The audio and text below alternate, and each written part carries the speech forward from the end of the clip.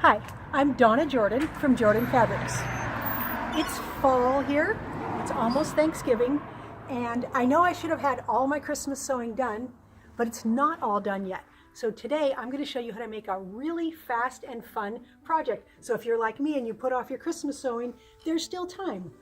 This is a Christmas napkin, and you can make 4 of them in just a couple of hours. So let's get some fabrics and let's get started.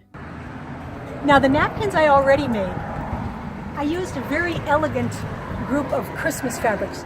They had metallic accents, and those look really nice for the adult table. But if you want to make something for the kid table, you want something that's just a little bit more fun. Now we're going to need 2 contrasting prints for the body of the napkin. And I've had my eye on these cute Santas. So for the other color, there's this nice bright red. That'll be cute. Then we just need a little bit of something for the trunk. And we can use this nice black plaid for the trunk. So that's all we need. All we need is 1/2 yard of each of these prints. And we're going to just use a 2.5 inch strip of this. So if you have an extra jelly roll strip in a color that will work, that would be great.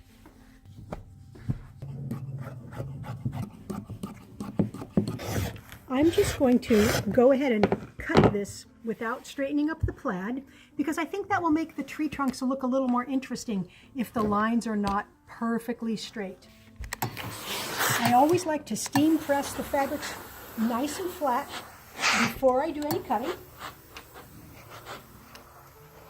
And then I'm going to take just one of the fabrics and I'm going to fold it wrong side out, because I need to draw on one side, and this has a nice light color that will make it easy for me to see my lines. I've got both the fabrics stacked here, and I basically want to get 2 half circles. So the easiest way for me to do that is to cut it in half first. So the fabric is got about 20 inches there. We're going to cut it right here.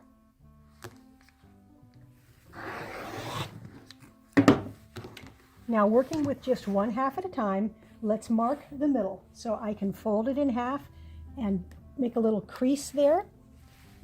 So I can still see that little line there. Let's put that on this line here. And I'm going to use a pencil and my plastic ruler, and I'm going to draw a circle. I'm going to draw an 8.5 inch circle. So I'm going to measure over 8.5 inches here. And I'm just going to keep the point on this line here and swivel this and keep doing some little dots until I get all the way around the semicircle. So I'm just coming all the way around here. I know I said I'm making a circle. It's actually a semicircle with an 8.5 inch radius here. And I'm just going to go all the way till I get to the other edge. And then you can connect the dots if you like. Or you can do like I am. I just take the scissors, and there's enough for me to cut. Just make a nice smooth cut, and you can just cut from dot to dot.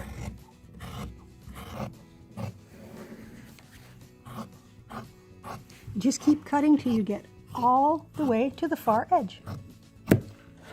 Now to cut your other pieces, you don't have to draw again. You can just take one of these semicircles. I like to flip it over so I can see it easier. And you can use this as your template and just cut right around the outside. So there's the body, so to speak, of the trees here.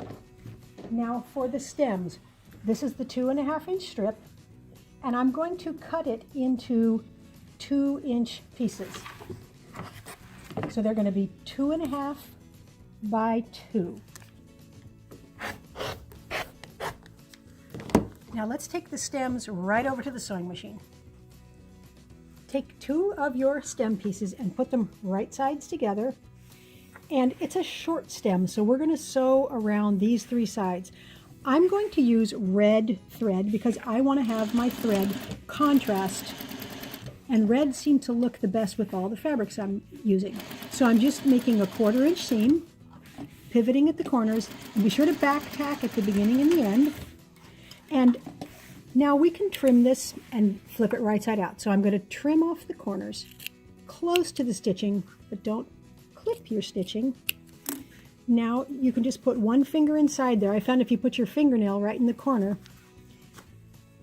you can get that corner poked out pretty good. Now some people will use a chopstick, or there's something called a purple thing that makes these points nice and neat.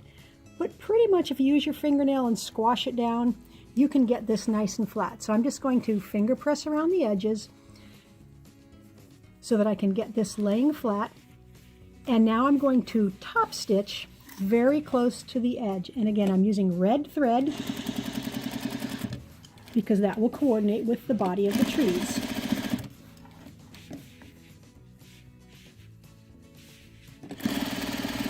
So go ahead and do that with all of your stems.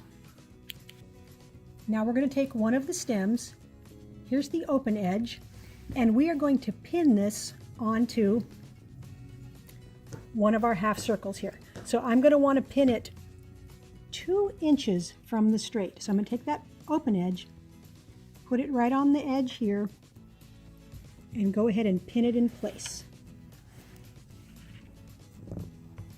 Now take the other fabric and put it right sides together. So we're putting them facing each other here. They're exactly the same size already. And just put a couple of pins around the edges to hold it in place. We're going back to the sewing machine.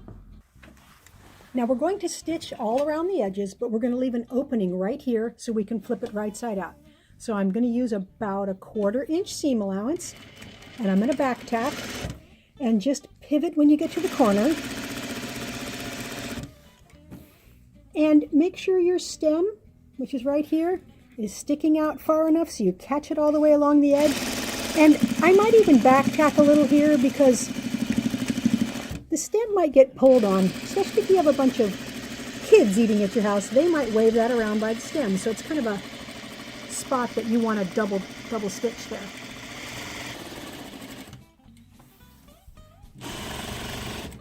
So for the opening, you don't want to leave it too big, but you want to be able to get your hand in there. So it's about 6 or 7 inches. Go ahead and back tack. And then we're going to flip this right side out also. So I'm going to trim off both of these corners. And we're going to go ahead and flip it right side out. So just put one hand in. And again, you want to poke out those corners. And if your fingernail works good enough, you can just squash it down like that. Otherwise, you can stick something in there to make it poke out a little better. And let's take this over to the ironing board now. So I've got one hand inside here, and I'm just going to push around the edges and then come back and finger press a little bit after I've pushed out there. And it's pretty easy because it's round. So I'm just going to keep ironing all the way around with my hands first. And let's unpin that stem there. So now we can flatten it out, and we can iron this curved part first. Now to do this straight edge, flatten it out a little bit, and you can turn this in a 1/4 inch and just take your fingernail right along the edge. Same thing here. You don't have to do the whole opening. So I finger press that a little bit. Now I'm going to pull it like this and straighten everything out, and then I'm going to iron this straight edge. Now take your ruler and measure over 5 inches from the end of the napkin that does not have the stem. So from this end here, I'm measuring over 5 inches, and I'm going to fold it right there. I'm folding it so that these edges meet up, and I'm going to iron it. Now we're going to go right back to the machine. All we have to do now is edge stitch. We're going to go all the way around the napkin, and then we're going to stitch down that line that we ironed in. So I'm going to start sewing about a 1/2 inch above that line. So edge stitching, you don't have to back tack because we're going to ride over our sewing line when we get back there. You're just going to start and go a little less than 1/8 of an inch from the edge.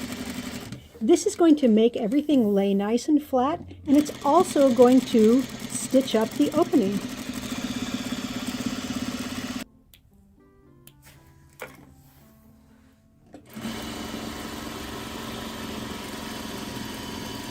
So when you get to right here, drive right over your other stitching. That will anchor it in place. And then pivot right here and stitch down that ironed line. You do want to back tack at this end. And now we're going to take it back to the ironing board. Seam press all around the edges so the napkin lays nice and flat. And now fold it again. This is right where we had it folded. It's right on that stitching line. And iron that one more time. Now we're going to fan fold it. So the first fold, we're going to want to try to get this in about thirds. So I'm going to have to kind of guess it first. But I'm going to want to line this up with that fold and this fold up with that edge there. Once you've got it lined up the way you want there so they're even, then press it. Now I'm going to flip the whole thing over, and I'm going to fold this over so that this fold here is lined up with that bottom fold there, and then fan that one back. And now you can flip the whole thing over if you like. Make sure it's nice and lined up here and nice and lined up there. One more pressing, and it's all the way done. They're all done now. This is such a fast, fun project. So here's what it looks like when it's all opened up. It's very plain looking, but because we've got that stitching line there, even after you wash these, you're going to be able to figure out where to fold it very easily. Now this one has green on the bottom and this one has red, and the only difference is the way we put the first fold. So this one, we folded it green to green, and this one, that stitching line, it's right here, we folded red to red. So you have kind of two different looks, and these are really cheerful, nice and bright with the red there. These are a little more elegant and understated. I don't really know which one I like better, but leave a comment, let me know which trees you like the best. Now if you like our tutorials and you want to support us, the best thing you can do is subscribe to our YouTube channel. That would really help us out. Happy quilting! Hi, I'm Donna Jordan from Jordan Fabrics. Today, we're going to make a Christmas project, but we're going to make it all from scraps. So if you're like me, right after Thanksgiving, I hop right into Christmas mode. But there's not that much time. There's only a few more weeks until Christmas. So I don't want to start a big project because I might not get it finished with enough time to give it as a gift or keep it for myself and be able to enjoy it before Christmas gets here. So what I'm going to make is just a small patchwork Christmas tree. And that can be used as a wall hanging, or you can use it like I am on a little end table, and then I can put little Christmas decorations around it. So this is a great project for scraps. Even if you only have just a little bit, you'll still be able to make this because we're going to be cutting some 2-inch squares and some 2 3/8 inch squares. Now I'm going to do this out of all kinds of greens and then all kinds of different light background prints.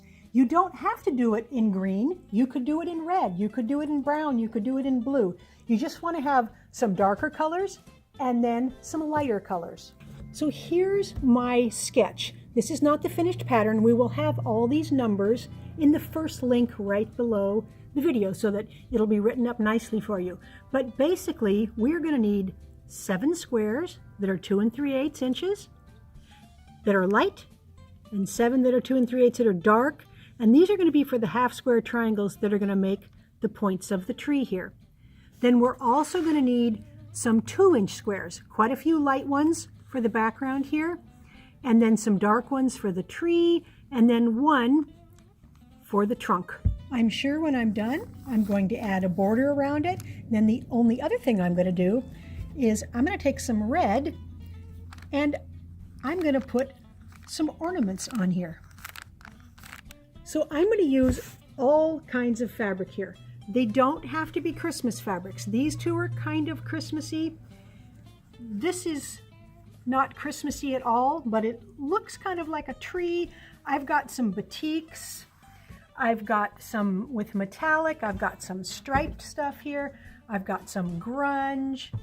This one is very interesting. So don't worry about trying to get all the same kind of fabric. We want to have a lot of different kinds of fabric so it will look very, very scrappy. Now you can cut all your scraps individually, or you can do like I'm doing. You can stack a few up and you can cut several at the same time.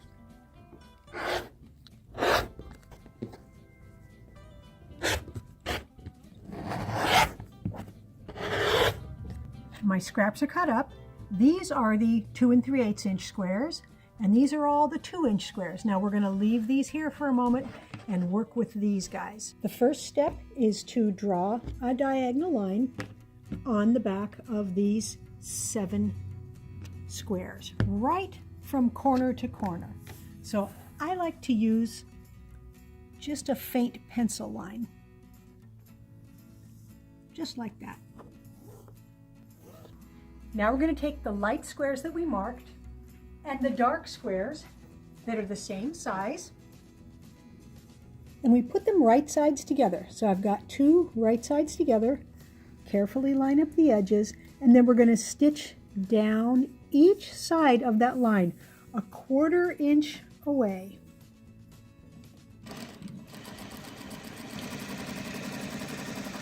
Now my presser foot is 1/4 inch, so it makes it real easy to sew this very accurately.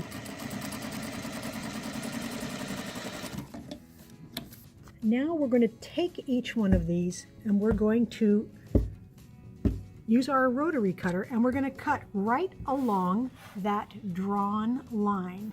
And when we do that, we're now going to have 2 half square triangles. Now we want to iron these open. The easiest way to do this is to put the light fabric down on your cutting board and then open this up and kind of peel it back. We're just trying to make sure that we keep that seam straight and we don't stretch it so that it bows either way. Give it a little pressing, and then these guys hanging off the edge, these are called dog ears, and we just want to trim those off. And it's easiest if you just take a sharp pair of scissors and cut it like that. Now we're ready to lay out the tree. I've got my half square triangles, which are now 2 inches, and that's the same size as all these other blocks that we cut out. And we're going to start at the top of the tree. So we're going to put 2 triangles shaped like that, and the next 2, it's going to be moved over half a block. So I'm going to lay these out where they go first, and then I will trade colors around so that I have a nice blend of colors.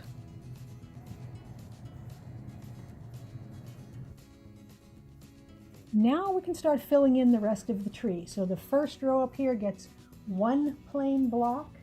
The next row is going to get 2 blocks. And I'm simply going to fill in the right number right now. I'm not going to worry at all about what's going where. So the third row is going to get 3 blocks. The fourth row is going to get 4 blocks. And I'll just keep filling in here.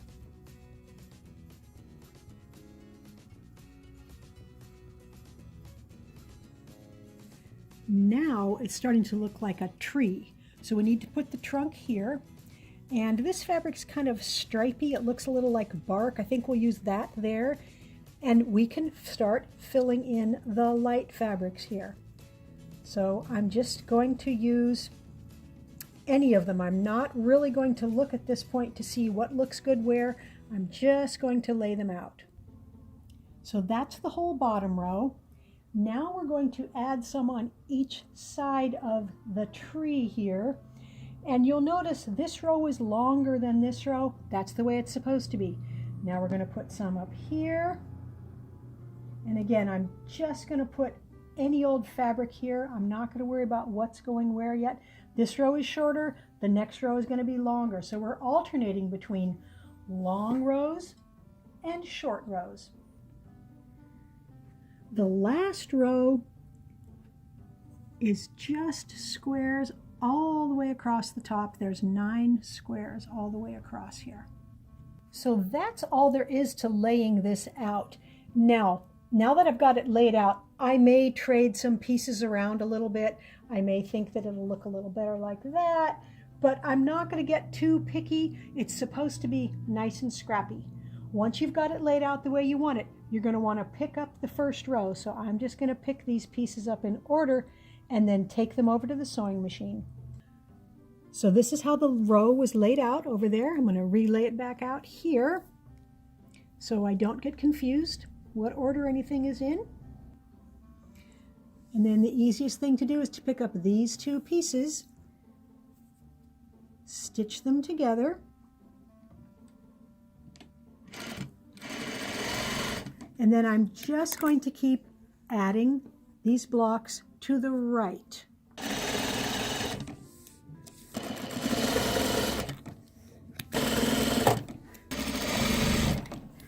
So that's the last block on that row. Now, here's one fun thing about this. It doesn't matter which way you press the seam allowances. So if they want to go to the right, you can make them go to the right. Sometimes you have one fabric that's a little bit thicker, like this is a little bit thinner than this guy. The seam wants to go that way, press it that way. If you come to one where you have dark, you can press towards the dark. So every row, it doesn't make any difference which way the seam gets pressed, but what I'm doing is finger pressing it flat. I am going to iron the row because it's pretty little, and I think this will make it lay nice and flat. Now I'm just going to put this right back where it came from, grab the next row, and do the exact same procedure. There's the top row. Now all we have to do, is sew the rows together. So if we start down here, right here, when we put these together, you can see that this row is longer than this one, and we want to center it up. You can just use the hope and sew method, which is what I'm going to do. I'm just going to eye it up and stitch down there. But if you want to be a little more scientific, what you're going to want to do is mark the middle of this fabric. The easiest way to do it is to fold that row in half, make a little crease right there, just press it with your fingernails, and you can kind of see that crease there, I think. And that is going to line up with this seam here. So then you can pin it, and you can make sure that the centers line up, and we can stitch down here. So I've got my edges lined up, and I'm just going to stitch with a 1/4 inch seam here. And none of the intersections line up. The only thing we're going to check is that crease right in the middle there, I don't know if you can see the line very well, is lined up with the center seam on the lower row here. And I'll show you what this looks like now.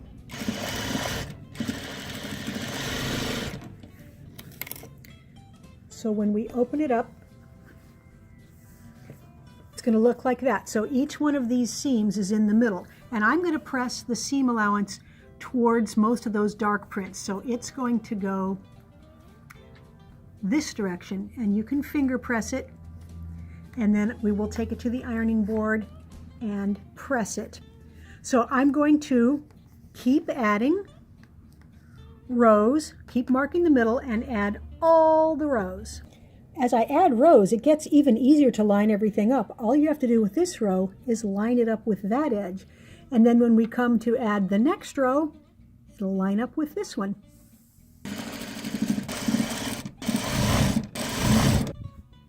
So I've got it all stitched and finger pressed, but we're going to want to iron it. Now this is one you probably want to iron from the back side first, because that way you can make sure your seam allowances are not flipping and they're going the way you want. And then once you've got it pretty flat, you can flip it over, and you can really make it look straight with your ironing. I don't know if you can see here, but this seam looks like it's leaning, and that's just because it needs to be coaxed back to straight. and then ironed. There, now that looks a lot better. So eye it up, you can look at it, and then you can take it over to your cutting board, and then you can see against the grid lines if it really is straight. So let's see how straight I got. All right, in a perfect world, these would all line up on that line there, and they're pretty close. And then these over here would all line up on that line. Now, if yours is leaning way over, which can happen when you're stitching and ironing, you can take it back to the ironing board and get it to straighten up. But this is close enough for me, so I'm going to trim this side off. And I'm going to trim it off about 1/4 inch in from those short edges.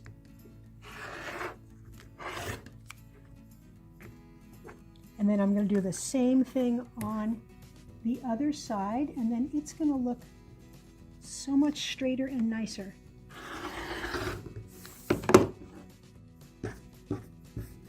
There. Now what I'm going to do is add a little flange and a border.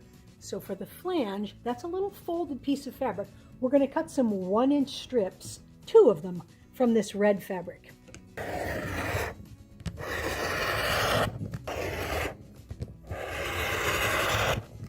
To make the flange, we're going to iron these in half, the long way. So I'm just going to fold it in half and then use my iron here.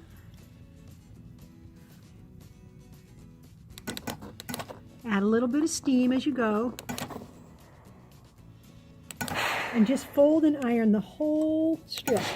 Now a flange is a really fun way to add just a little spark, a little accent to your patchwork. So I'm going to put the raw edge of the flange along the raw edge of my block here. So I've got this folded edge, and I'm just going to put it right here, and I'm going to stitch it really close to the edge, maybe 1/8 of an inch.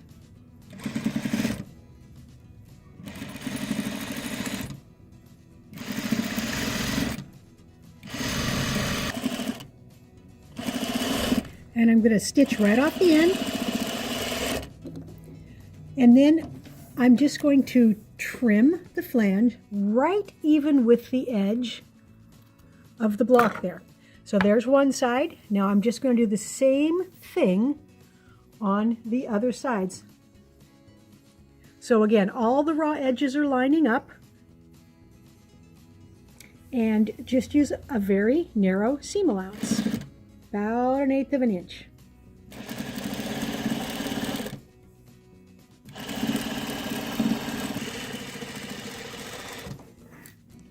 And again, when you come to the end here, just trim it off.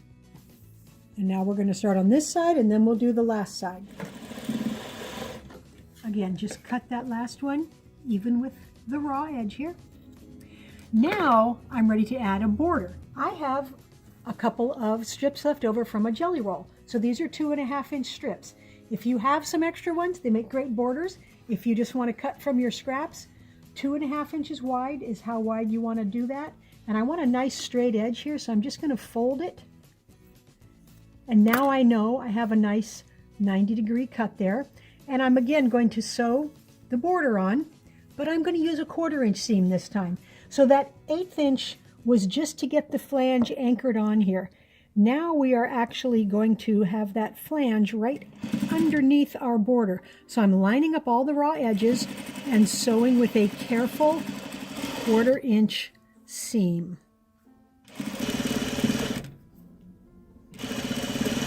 Again, sew all the way off. And this time, to cut it straight, the easiest way is again to fold this so that that raw edge is, the folded edge is even with the raw edge here.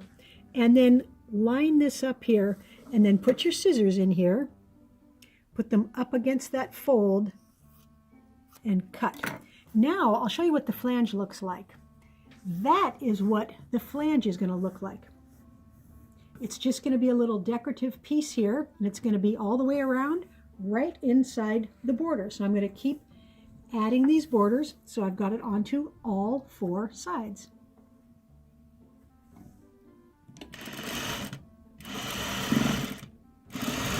all the borders are on now. And I'm going to iron them nice and flat. And it looks really good just like this. You could be finished right now, but I do think I want to try adding some little Christmas ornaments. For the ornaments, I'm going to just do some simple round Christmas balls. I'm going to have this in the pattern, some little circles. They're just circles, so if you don't want to print it off, you can just cut circles. I think I'll use the 1/2 inch size, because if I try to do a fancy ornament, it's so little we would probably lose the details. Now, because this is a wall hanging and I'm not planning on washing it, I'm just going to fuse the ornaments onto the tree. I'm going to use heat and bond, and I'm not even going to stitch them afterwards. I'm just going to fuse them on.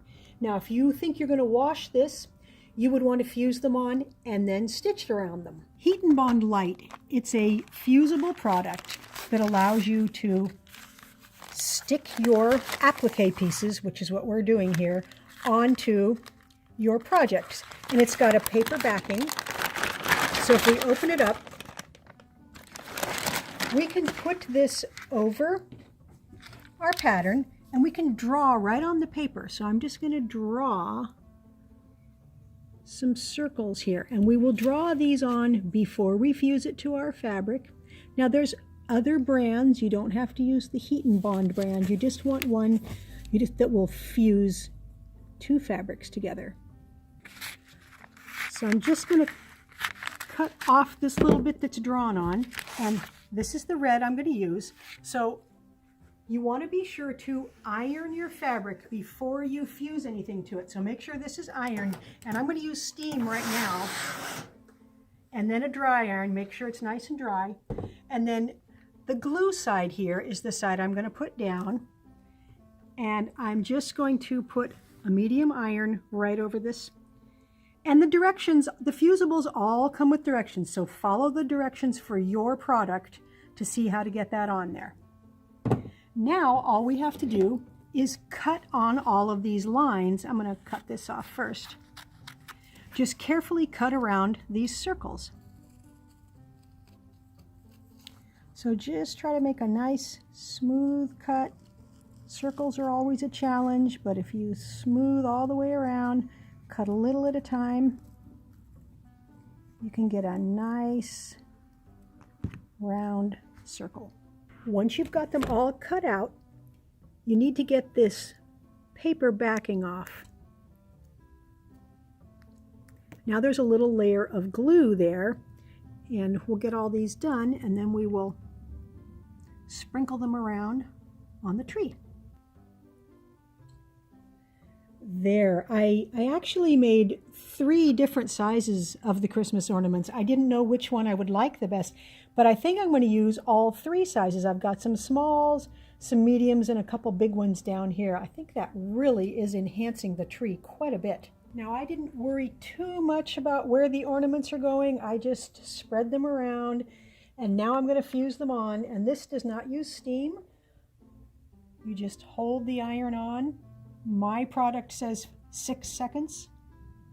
So I'm just going to put this over all of them for 6 seconds, and they will be really securely on there, even without stitching. Again, if you're going to wash it, you're going to want to sew them on. But if you're just going to use this as a wall hanging, you can just fuse it just like that. The tree wall hanging is all done. This was really a lot of fun to make. I love all these different fabrics that are in the background. They're just a jumble of prints. I mean, I have some dots and metallics, I have some Civil War fabrics, but they're all nice and light, so they work great for the background. Also, because the rows were staggered, we've got all these different size pieces. You even have some little ones here because the flange is covering up part of the patchwork.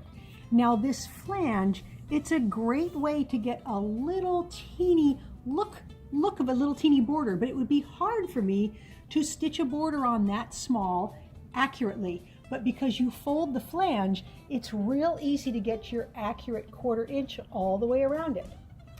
I quilted this just in the ditch along all these rows here. I put binding on it, And I didn't show all those steps, but I used the same method we use whenever we finish a quilt. And we have other videos that show you how to quilt your quilt and put your binding on. I included the templates for the different size ornaments in the pattern, but if you don't want to print it off, you can use some 1/2 inch circles and some 3/8 inch circles. Now, it turned out so nice, I actually don't think I'm going to hang it up. It looks like it will fit right on one of my end tables, and then I can put some little Christmas decorations around the edges, and that will just look really nice. Now, if you like our videos and you want to support us, the best thing you can do is subscribe to our YouTube channel. That would really help us out. Happy quilting! Hi, I'm Donna Jordan from Jordan Fabrics. Today I'm going to show you how to make a tree skirt. I've written up a little pattern here, and I've got all the fabric requirements and the sizes, and I've made a prototype part of the tree skirt here. I always like to do this to make sure that all the pieces are going to fit.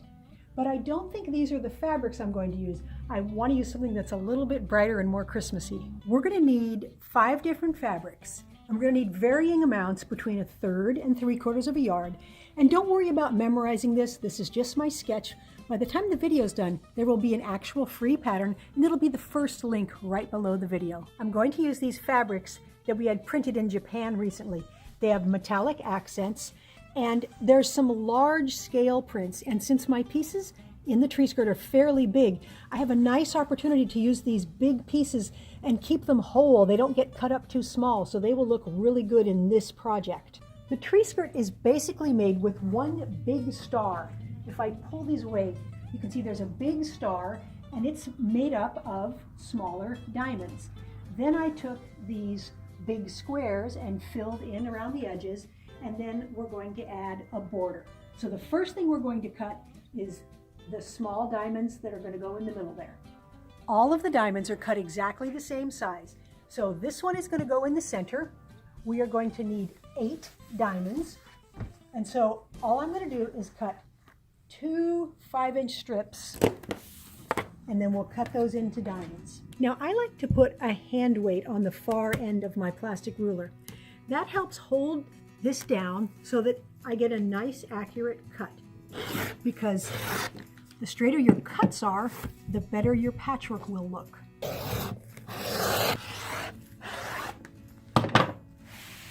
Now I have 2 5-inch strips, and I'm going to stack them up because I can cut 4 layers all at the same time. So I'm carefully stacking them up. And now I'm going to turn these and put them on the 45-degree line that is on my cutting board. So I'm just lining up the cut edge on the 45-degree line here. Now I'm going to make sure I'm beyond the selvage there, and I'm going to put my ruler back down on lines that match up on the cutting board here. And I'm just making a first cut here.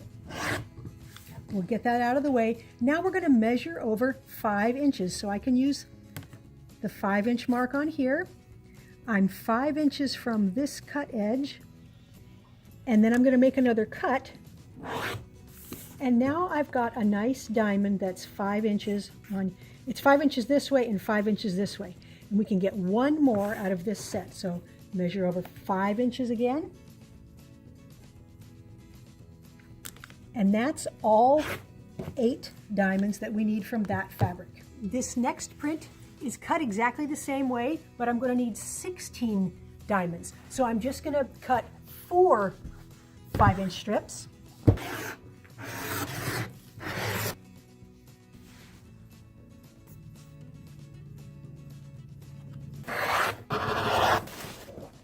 So now we've got 16 diamonds here, and I did cut 8 at a time. You don't need to cut that many, just cut what you're comfortable doing because you do want them nice and accurate.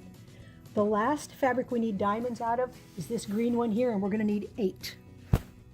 There's all the diamonds we need, and now we're going to need some squares. Now these are 10-inch squares, and you could use layer cake squares if you have some extra ones. You could even use a patchwork block here. It just needs to be 10 inches. We are going to need 8 squares, 8 of the 10-inch squares. And this print is just perfect because it's got a large scale and it will look really good in a big block.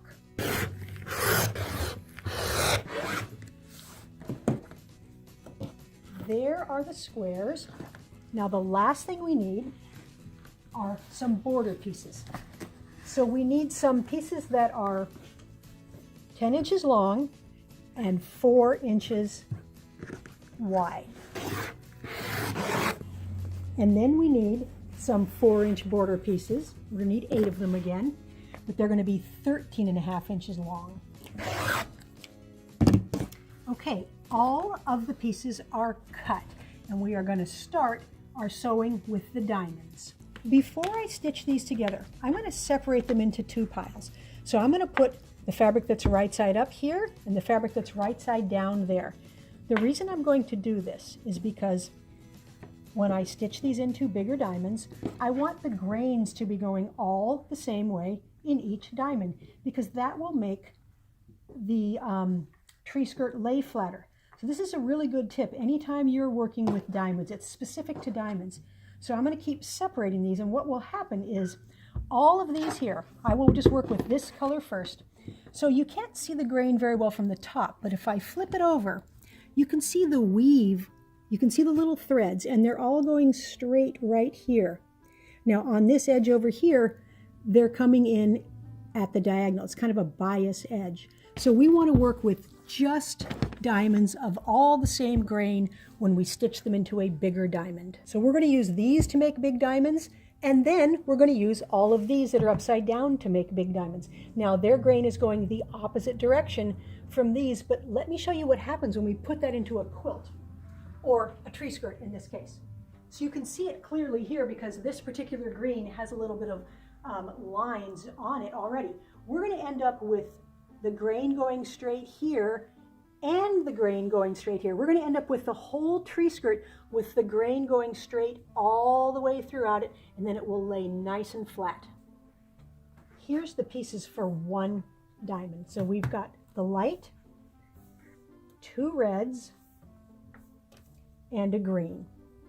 So basically I'm going to sew it here, and then sew them together. To make these fit, we're going to put them right sides together, but you can't match up the point, because if you did that when you opened it, it wouldn't make a straight line. You have to slide this up. You have to slide it up so that when you come in a 1/4 inch here, there's that intersection right there. There's that little 90-degree angle. And then we're going to stitch down here, and the same thing is going to happen at the other end. So watch what happens after I sew it. And open it up. It's making one continuous line here. So I'm going to finger press this one towards the red, and then I'm going to stitch this one same way. So put them right sides together and slide it down so that your 1/4 inch in is coming right at that 90-degree spot there. So let's finger press this one towards the red also. And now we're going to put these 2 together. So we have to do the same thing here. We can't make them meet there. We've got to slide it back. So we've got a 1/4 inch right there. And down here at the other end, we've got the same thing happening here. So I'm going to start up here.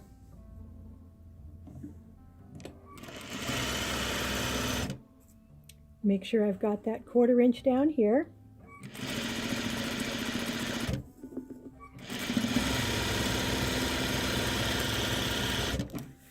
And now when we open it up, hopefully we've got a nice continuous line here also. Now sometimes it's a little bit difficult to get this to match. If your seam allowance wasn't perfect, if your seam allowance was too big, they won't meet. If your seam allowance was too little, then they might be too far apart. But this one's just about right. So we'll finger press that, and then we'll go ahead and make all the rest of the big diamonds. I've got all of these pressed nice and flat, and I'm just going to trim these few little dog ears off. That's these little guys here, these little points. Now I'm going to take each one of these over to the cutting board. I need to trim off some of this that's going to be in the center of the tree skirt so that we can fit our tree in there. So I'm going to line up the whole diamond on this. I've got kind of a darker line there. So I'm going to put the point down here. So I've got the point right on this line, and it's lined up with a straight line behind there. Even though I can't see the line, I can center it between those two lines there. And I'm going to cut off 3 inches here. So I'm just going to take find the 3-inch line, which is right here, put my ruler there, and cut that off. So I'm going to do that on each of the big diamonds. I've got all of these trimmed, and I've got them still separated so that we've got the grain going the way we want. So this group here, if you look closely here, the straight grain is going straight there. And this group here, the straight grain is going straight there.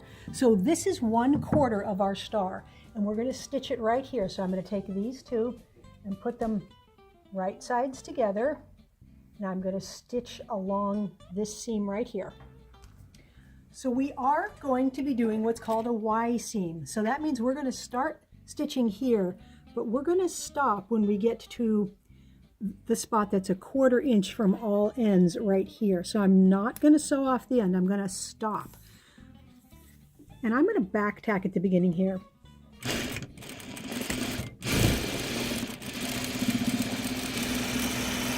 So when you come to this edge here, you can mark it with a pencil, or you can just stick a pin in the way I did.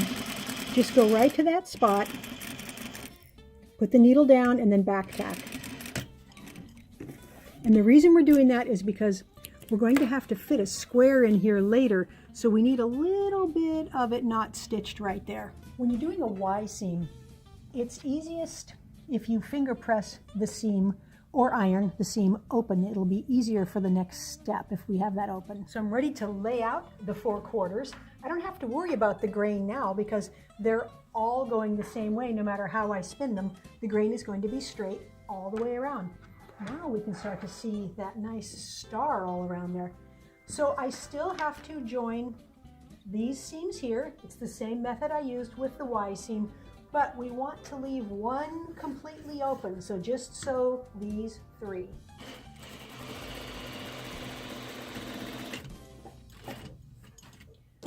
So there's the whole star top there.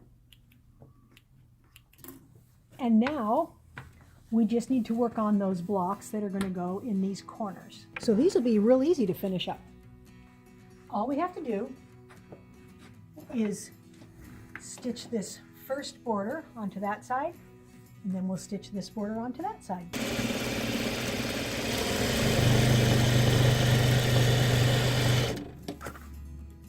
Press the seam allowance toward the red, and then we will just stitch this on here, and again press the seam allowance toward the red. Now we can lay this out with the corner blocks and see what it's going to look like. So let's leave the opening up there. We'll do that part last. Each one of these, they've all got 90-degree angles, and they're all going to fit right in these corners. And then the last one will go here. So I'm just going to stitch them on one at a time. So I'm just going to take this block and the whole middle thing and take it back to the sewing machine. I just wanted to see what it was going to look like. So we need to get this block into this spot right here. It's exactly the right shape. So we're just going to think of one seam at a time. We're just going to think of putting these two things together. So we'll put them right sides together, and we'll just move this out of the way. And it helps if you know where your 1/4 inch is, which is right here. And then you can stick this pin right through this spot here. So it's right where that seam ended. It's right where that stitching ended. And so those are going to go together, and then we can line up this line here, line up these two raw edges here. And we're going to start stitching right where that pin is. So I'm going to leave the pin in until I'm ready to stitch. Lift your needle up. And then you want to see where that needle is going to go, right where the pin is. Let's get that fabric out of the way there. And I'm going to take that pin out now because the needle is holding everything in place. And then these are just going to fit right on top of themselves. So don't stretch anything, but stitch right down here. Back tack just a little and stitch all the way off.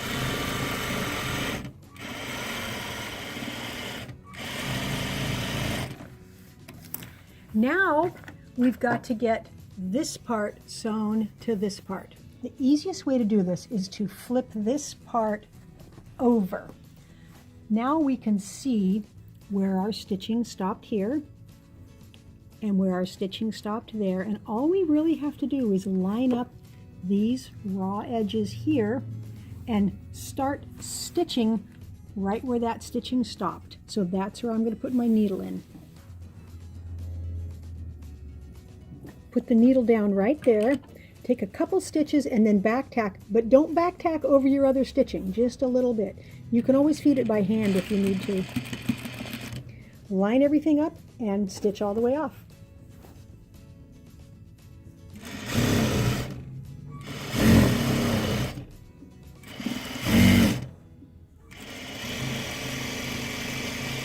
Now let's take a look at what that looks like in the Y area there.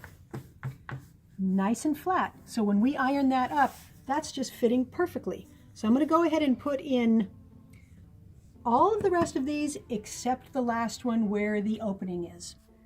I've got everything stitched together except this very last block. Now all we're going to do for this one is stitch it just on one side here, because we're going to leave this all the way open so that we can fit it around our Christmas tree. The top is all done. And I'm going to use the flip method to finish the tree skirt here. So that means I'm going to sandwich everything together. The top and the back are going to be sandwiched right sides together. So I've got this beautiful Christmas print here for the backing. And then I've got a layer of batting here. This is Hobbs batting. It's thin batting. You can get it at any quilting store. So let's get this all smoothed out flat. So I'm going to put pins in all around the edges here. I've got it laying nice and flat, and I did iron it before I laid it out. That will help you get it nice and smooth. So I've pinned all around the outside edges, and now I need to pin up where the opening is and around that center. Now I'm going to trim off the extra backing and batting before I sew around the edges because it'll just get too heavy. So I'm just trimming even with the raw edges here. So we can get all of this stuff out of the way. And then the last thing we need to do is we need to cut in here and go all the way around the circle. All I have to do now is stitch all the way around the outside, all the way around, but I'm going to leave an opening on one of these straight edges. So I'll start right here and I'll just keep sewing till I get almost back to where I started and leave about a 10-inch opening.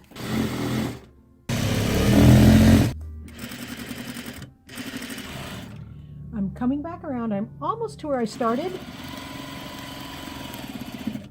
Turn this corner.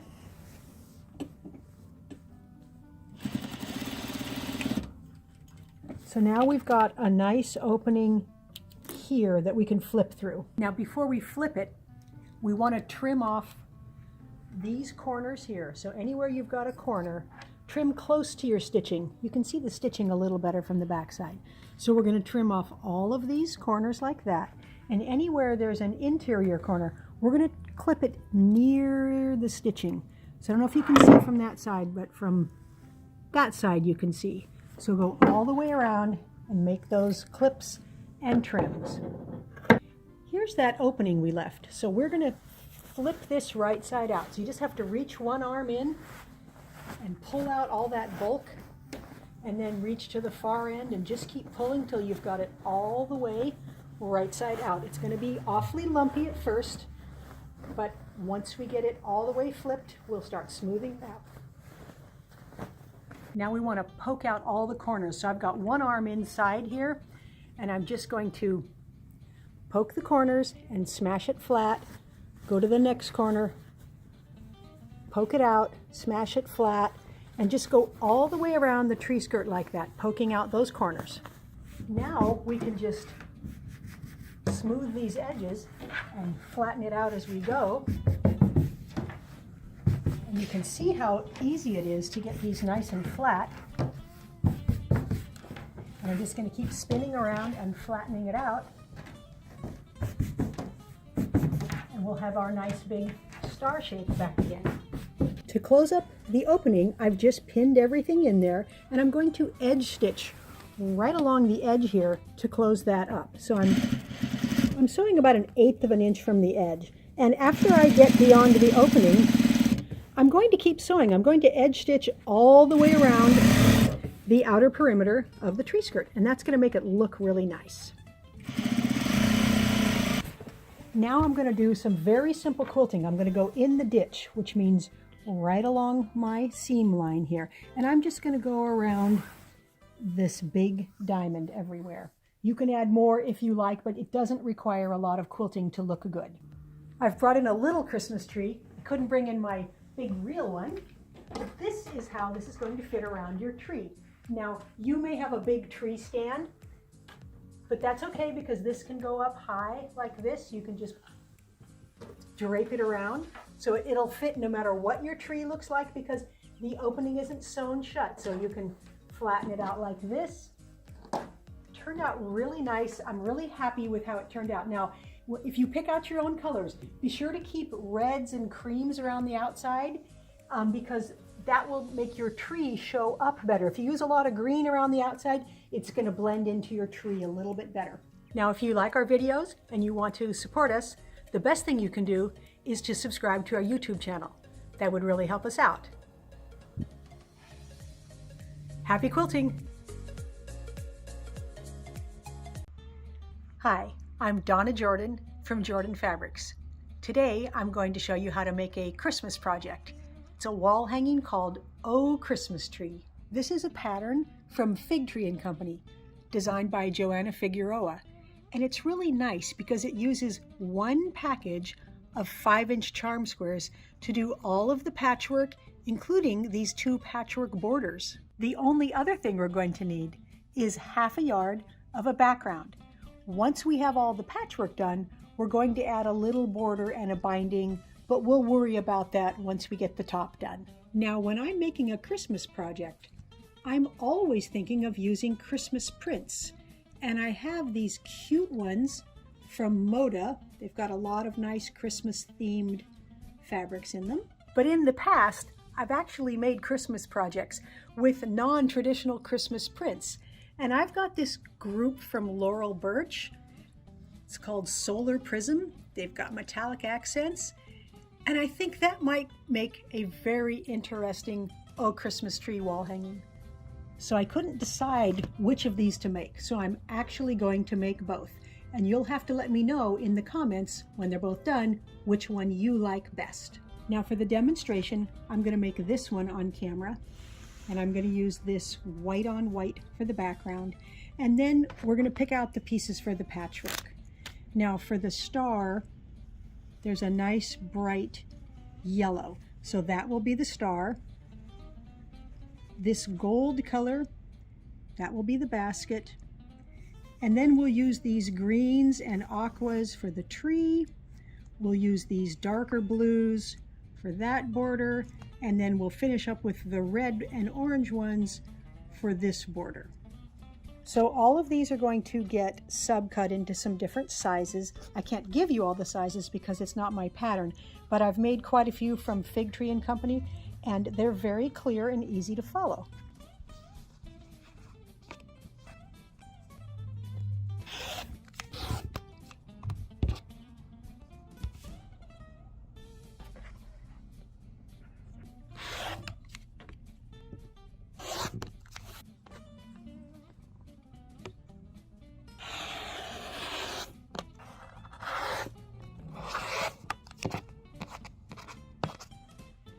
So all of the patchwork is cut now. There was very little scrap left over, just some little teeny pieces here.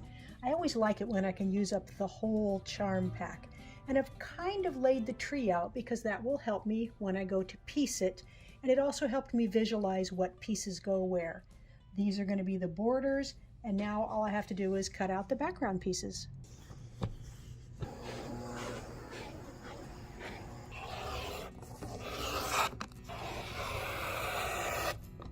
There's the last pieces of background we need, and I would recommend that you cut and lay it out as you go. It will really help when you start to piece things. So I've got the tree here with the backgrounds, we've got a few extra pieces here, and those are going to be what we're going to add to make these tree branches slant. The first thing I'm going to stitch up is this star block. So I'm going to grab all the pieces I need, take them over to the sewing machine. The first step is to take the small gold squares here, and we're going to draw a diagonal line on the back side of all of them. So I'm going to do it right here at the machine. I'm just taking my straight edge, putting it from corner to corner, and drawing a light pencil line.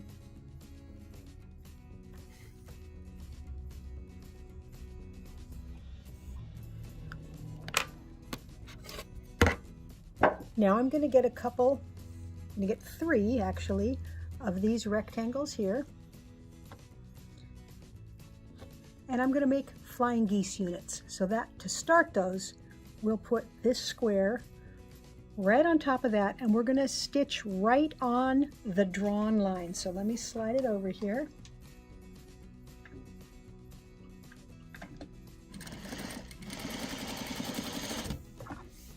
Now you can tell if you've done it correctly if you open this up and all the edges line up, which they do. Now I'm just going to finger press this right here. And you can leave these extra layers on the bottom, or if you like, if you want less bulk, you can trim it down so you have just a 1/4 inch seam allowance left.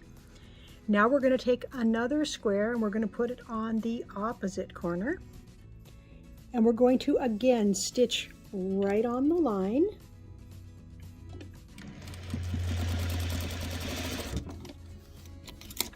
And then open that up.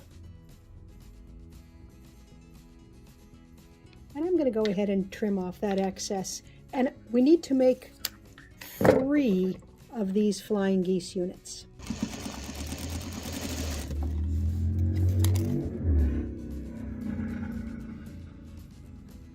So there's the last of those 3 units. Next, we're going to take these pieces here, which are all the same size.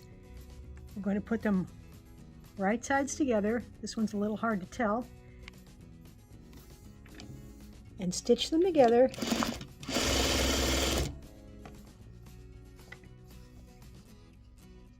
And I think it's going to be easiest if we finger press this seam allowance toward the light piece. So I'm just going to open it up, press right along there. Now on the back side of both of these, we need to draw some diagonal lines. So I'm again just lining up from corner to corner here, doing a light line. And now this one has to go the opposite orientation. So this one has to go this way. So I'm going to have to spin it around so I can draw there. And these are going to be put on top of this one. This is going to line up on this corner, and I'm going to stitch right on that line.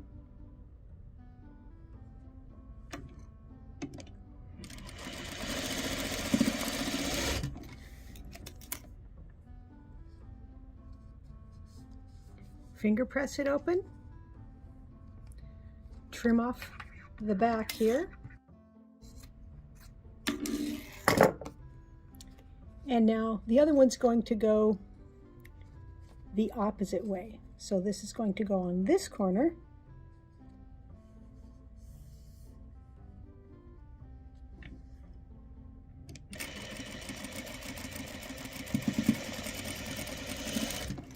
and this is a very interesting method of making a little unit that's going to fit with our other pieces. I've never done anything like this before, but now we've got 2 star points there. So we're going to put these guys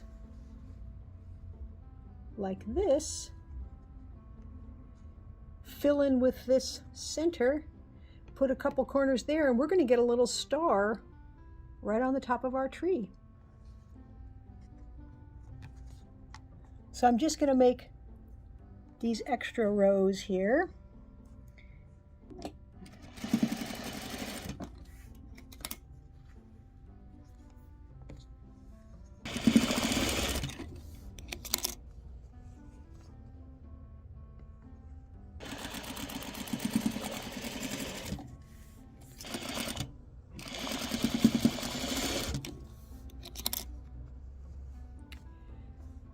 Now we're going to want to finger press these seams toward the middle, and these seams away. That's the way they want to go anyway. I always like to help them along. And now we can turn it this way and stitch the rows together, and look at those seam allowances are going in opposite directions, so it's going to be pretty easy to match everything up.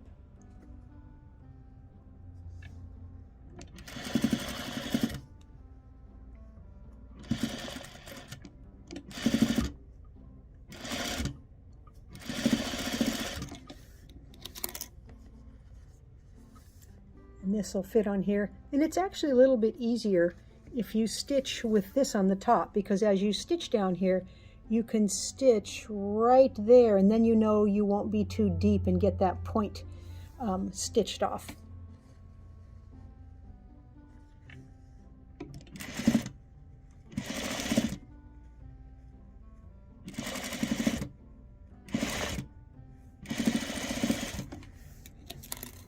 Now I'm going to take it over to the ironing board and get it nice and flat.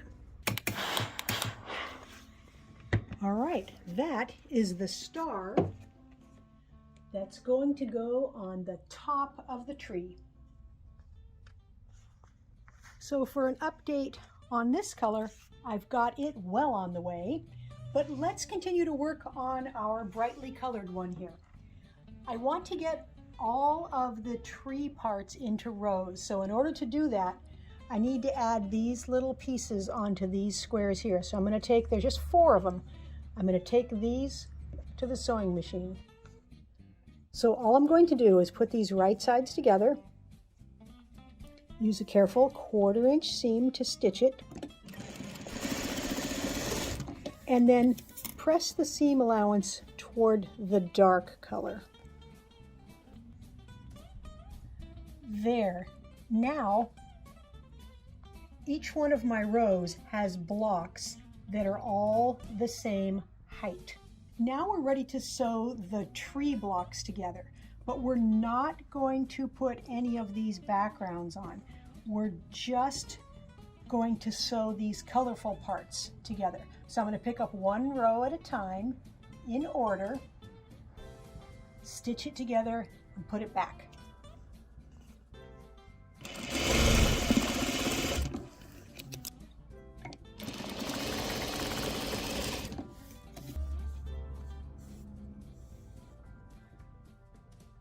There. Now all of these rows are sewn together, and the next step is to make them all slanted like this.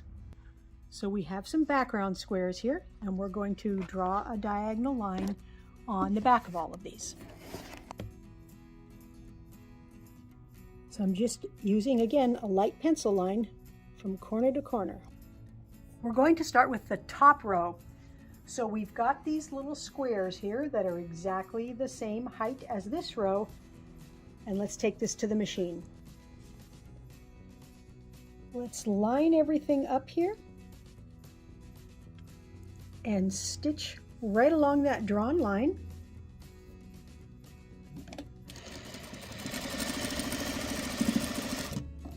And while we're here, I'm just going to spin it around and do this other one. Line it up.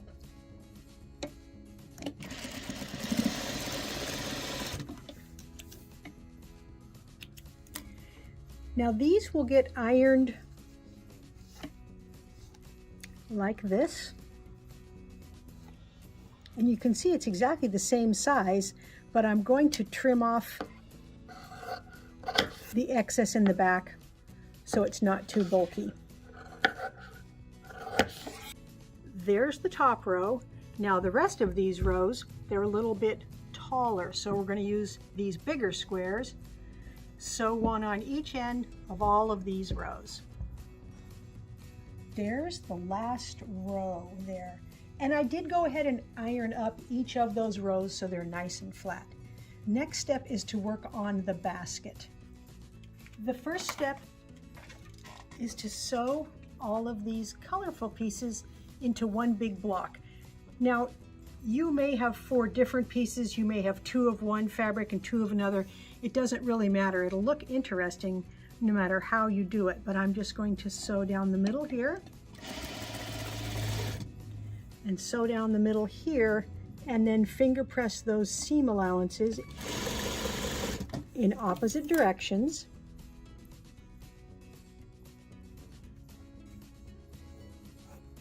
And then I can stitch the top half and the bottom half together, and it'll be nice and flat.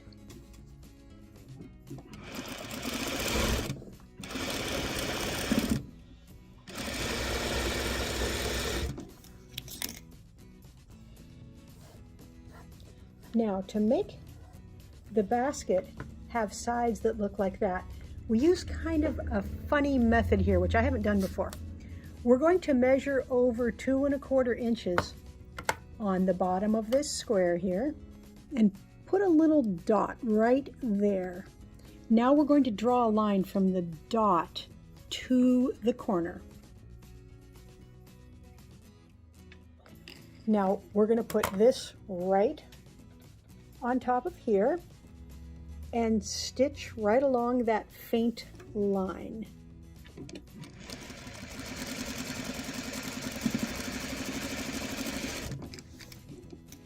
And I'm just going to leave it right there for now. Now for the other corner, we're going to do the same procedure. We're going to draw the dot here and stitch that way.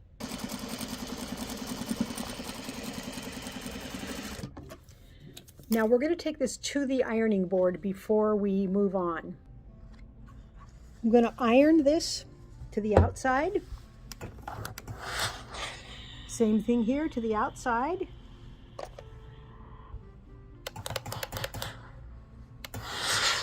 Now we want to trim off the excess so it's the same size block as what we started with. The easiest way to do that is from the back side. So I'm simply going to trim off this background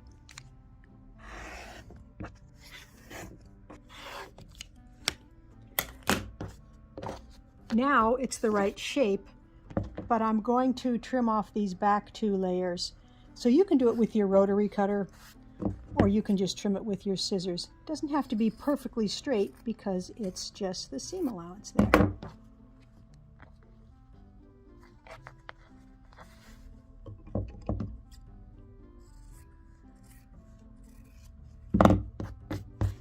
There, that is the basket. Now we've got everything ready so that we can sew all the pieces into rows. So I'll just start with the top row here and take it right to the machine.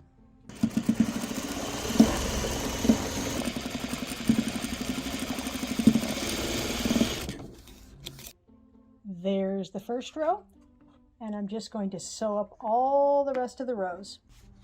There's the last row.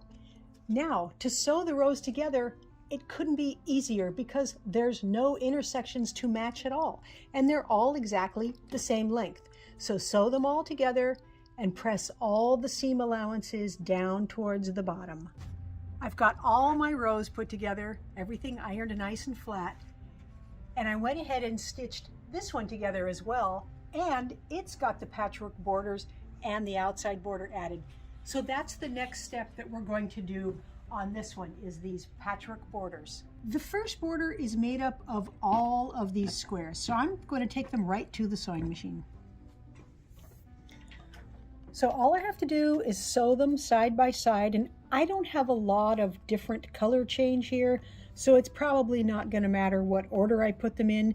If your fabrics are different, you can lay them all out ahead of time if you want to make sure you get a nice blend of the prints that you have from your charms. So you can see here I have 4 pieces. I have both sides and the top and the bottom.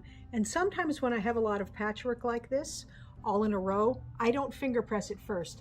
I just put it right side down, pull it a little bit, and then just take my iron and press those seam allowances all in the same direction. And then I'll check it from this side, make sure it looks straight, and then steam press it. Now the patchwork border is exactly the right size we need, and the pattern tells you how many squares to use. So I'm going to put the top and bottom on first, and then the sides. Then I'm going to use the same procedure to make this next patchwork border that's going to go all around. And then we'll be ready to select a fabric for the outside border. The patchwork borders are on, and now we need to pick out a larger plain border. So I've got some options here. This nice bright white, the same as the background, that actually looks a lot better than I thought it might. Another option would be this nice gold. It seems to pull out these colors. And then a third option would be this nice deep blue. That looks good too, and I'm trying to imagine what my binding might be. So if I did the blue border or even the gold border, I could use a red, or I could use this bright orange. The bright orange looks good. I'm really thinking that the white is the best option. So let's see what will look best for binding with the white. Okay, so I'm imagining this is my border. We could go with a gold binding. That actually looks pretty good. The red, not as nice as I would like. Let's see the orange. The orange is nice, it echoes that. I think, let's see if we can see what the blue looks like here. And imagine it little. So we've just got a little bit of blue. I think that's my best option because it's dark. I like a dark binding. So we'll do this for the border and that for the binding.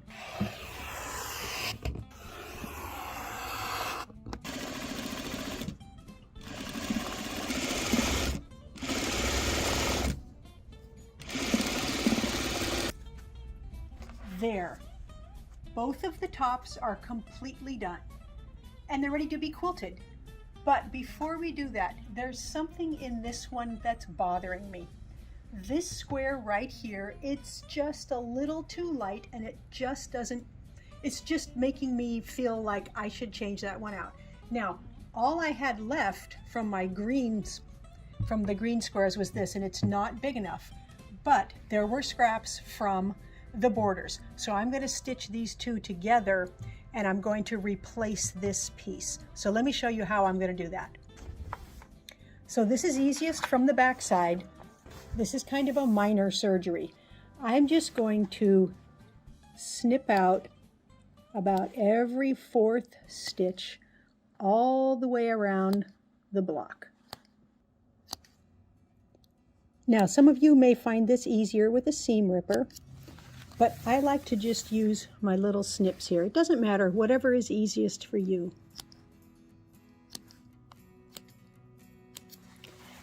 Now I can simply go to the other side, the side I didn't snip, pull it up, and I can get that whole thread out there.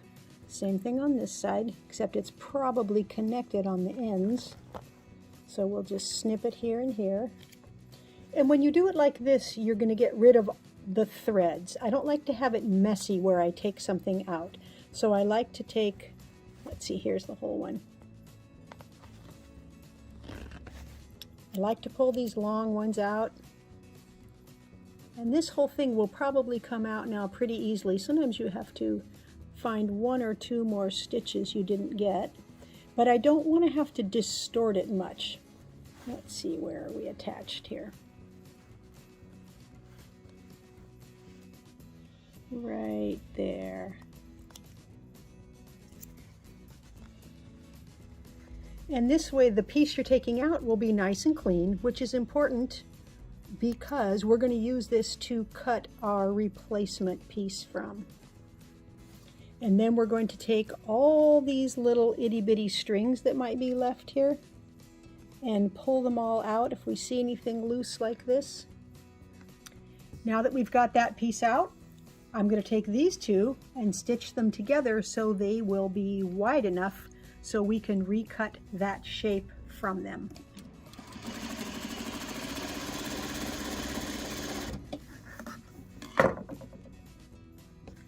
And I'm just going to finger press this seam here. And then I'm going to just set this on top of it.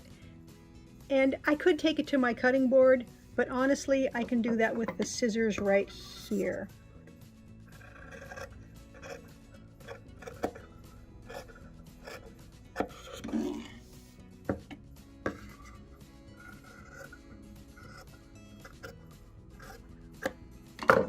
Now, all we have to do is replace this piece. So let's see where it's going to fit in here first.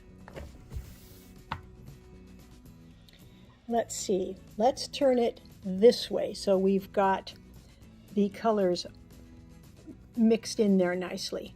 All right, so the first step would be to sew these seams here. So I'm just going to put this back here, get these pieces right side together, open everything up, get it nice and flat, and then re-stitch.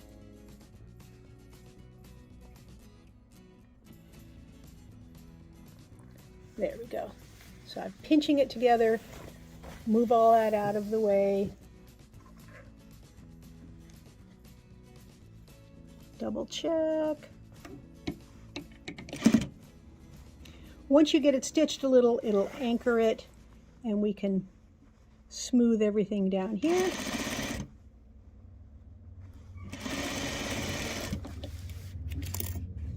Let's open it up again. The next step is this seam, so let's see, we should be able to flip it this way. Yeah. And you may find that you want to take more of your previous seam out. You can do that if you need to. You just want to have enough to work with here.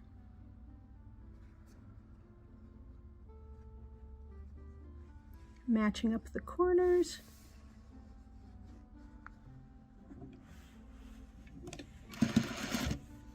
And even though this seems like a lot of work to change out one piece, if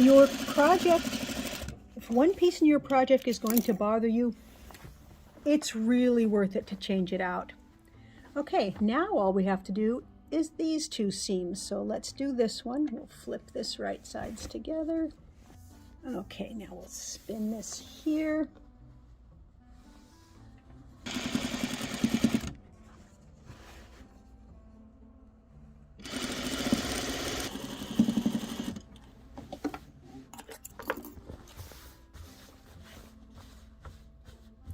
Looking good. One last seam here, so I'll put it right sides together.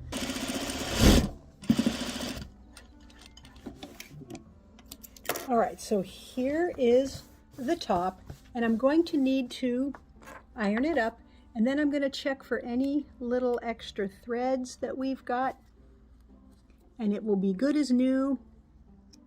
And from the back side, we'll get everything again ironed nice and flat again, and then I'll be happy with the tree. There, I've got the piece replaced and I'm a lot happier with it. I don't think I've replaced a piece in a quilt in years. I almost never do it. But if you do find something that really bothers you, it's a lot easier to fix it now than once you've got the whole quilt quilted. Okay, we're ready to do the quilting. Now, because I have a big quilting machine, I'm going to put one on the machine, but it's not a very large project, so this can easily be done on your home machine, and that's what I'm going to do with this one. Now I'm ready to make my quilt sandwich. Now we call it that because we're sandwiching the batting between the top and the back. When I have a small project like this, and I'm doing it on my home machine, and I don't have special feed dogs on the top to make it go in. I don't have a walking foot. I like to take the top and put it a little bit crooked. So I've just angled it a little bit. I've still got backing and batting behind everything. And the reason I do this is because then if I'm stitching on straight lines here, it's not going on the straight grain of the backing. It's going a little bit on the diagonal. And it's a lot easier to quilt that way. When you're on the straight grain, the back doesn't stretch at all. When you're on the diagonal grain a little bit, it stretches. And that makes it easier to quilt when you don't have a walking foot, you can't drop the feed dogs. So this is the way I'm going to lay it out. Okay, I've pinned all the way around the edges, and I've put some pins in the middle as well, and I'm just going to anchor everything down on the edges right now, and then I can get these outside pins out of the way. So I'm just sewing very close to the edge, and this line of stitching will be hidden by our binding. There, now everything is anchored together and I'm ready to start quilting. Now I'm going to use white thread throughout because I don't think a colored thread will look good in here. So the first thing I'm going to do is, I think I will go around this line right here, and I'm going to go in the ditch or near the ditch. So in the ditch means you're stitching right on top of where your seam was. And again, near the ditch is fine, in the ditch is even better. So I'm just trying to go right on top of my seam line there. Now because my back is a little bit crooked and not a straight grain, I'm not having any trouble with that top wanting to travel. That's normally a big problem. Normally the back gets pulled in faster because you've got a feed dog on the bottom and I don't have a walking foot on the top. And so you end up having to fight that the whole way around. With the back crooked, I'm not having any issues with that at all. I'm just going to keep adding quilting. I think I will go here, and then I will go across these lines here. And I always start out with less quilting. You can always add more quilting, but if you start doing something really detailed at the beginning, you kind of have to keep doing that the whole way around. So I'm going to put in a little bit of quilting and then add more if I think it needs it.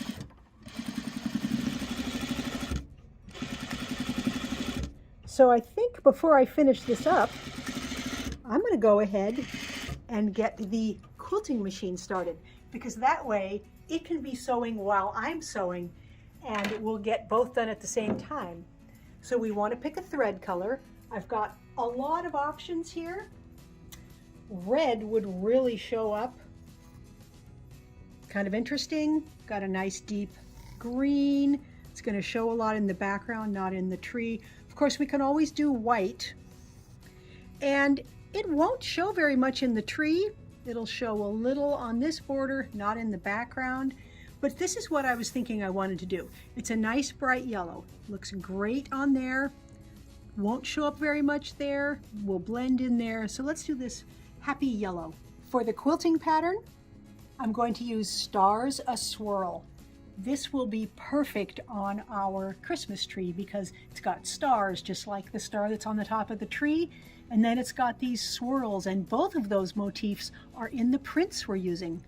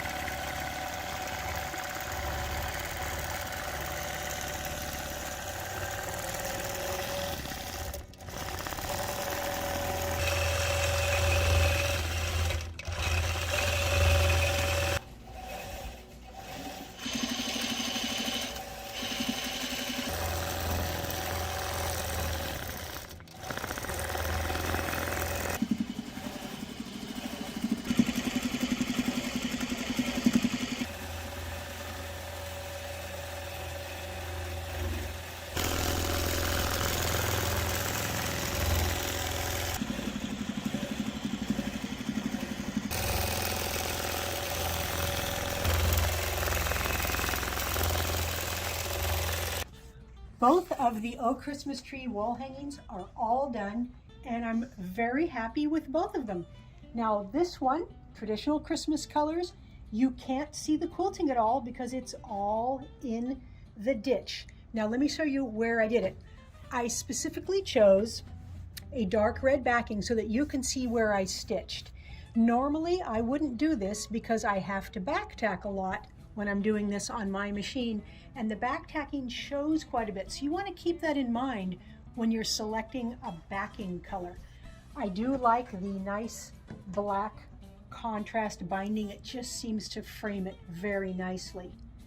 Now this one here, very happy with this also, and the quilting with those stars and swirls, I think it really enhances the tree quite a bit. I used the same red backing here, but of course I didn't have to stop and start because the machine does it in one continuous stitching line. They both are 26 by 36, so it's a nice size to hang above a little dresser. You could put it on a coffee table. Just really fun to make, very, very satisfying. Now for me, I'm happy with how both of the wall hangings turned out. I do really enjoy traditional Christmas colors, but this nice bright one, it's just so cheerful. I would like to hear which one you like best, so leave me a comment down below and let me know which is your favorite. Now if you like our videos and you want to support us, the best thing you can do is subscribe to our YouTube channel. That would really help us out. Happy quilting! Hi, I'm Donna Jordan from Jordan Fabrics. Today I'd like to show you how to make a quilt called Bouquet Toss. When I saw this pattern, I immediately thought of Christmas because these look like presents to me, presents and stars. So we're going to make a Christmas bouquet toss. This is a jelly roll pattern, and the one I've chosen to use is called Holiday Charms from Robert Kaufman. The only other thing we need to get started with the patchwork is a background, and I'm going to use this solid bone. The pattern does have multiple sizes, and I'm going to make the throw size. So I need 16 of the jelly roll strips. Since I only need 16 of the strips, I'm going to pick the ones I like the best and the most colorful ones. So I think we'll use a couple of reds. Those candy canes are just really cute. The ornaments are cute. And I'll probably do about 4 reds, 4 greens, and then 4 of these multicolored black ones. All of those should work really well. And at this point, I need to make some subcuts on these and on the background. I can't give you all the sizes because it's not my pattern, but I've made so many of cozy quilts and I know they are well written and easy to follow.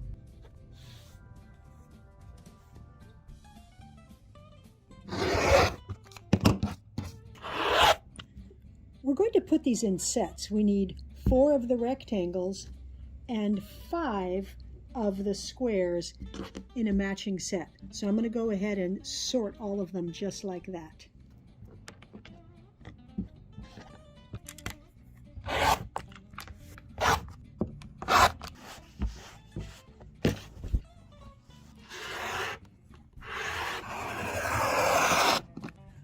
All of the cutting is done now. We've got these groups here that we set aside earlier, these squares, which are in groups of 4, a lot of squares and rectangles in the background, and then we've got these extra squares which we're going to use later.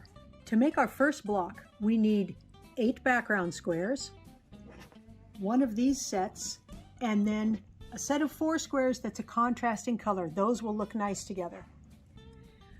I'm going to draw a line on the back side of these background squares on the diagonal, so from corner to corner there, and I like to use a light pencil line. You may find that you like chalk, anything that makes a nice light line across there.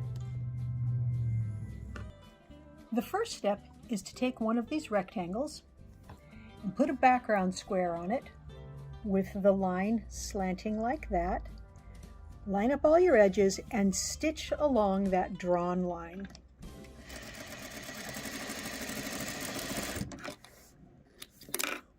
This is going to get folded over right along the stitching, and if everything lines up like that, then you know you've stitched it correctly.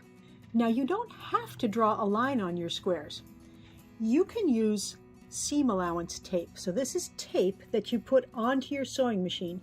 So I've got a strip of it right here. That red line is pointing from the needle hole straight down. Now if I take a square here that has nothing drawn on it, and I put this tip right by the needle and the bottom corner on the red line, I'm going to get a line right down the middle of the block. So that saves a lot of time. If you use that tape, you get exactly the same effect when you're done. Once you have all 4 of those done, take 4 of these squares. Keep in mind, you've got 5, so I'm going to set one aside so I don't stitch it up by mistake. And put one of these squares, a background on top of the print, and stitch right down the middle. Either draw on the back or use the tape on your machine with all 4 of these squares. I'm here at the ironing board with the rectangles and the squares, and I'm going to press that over the background, dry iron, a little bit of steam, and then I'm going to take some scissors. You can use your blade if you like. I'm simply going to trim away so that I have a 1/4 inch of seam allowance left there. So on the rectangles, same thing, fold this toward the background, dry, steam, and trim off.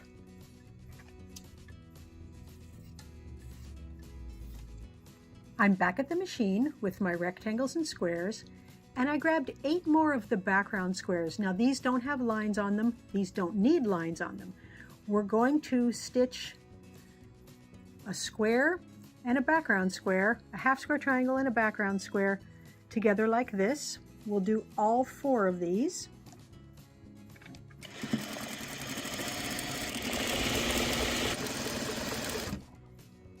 Then we also need to pair up these contrast color squares with one background square.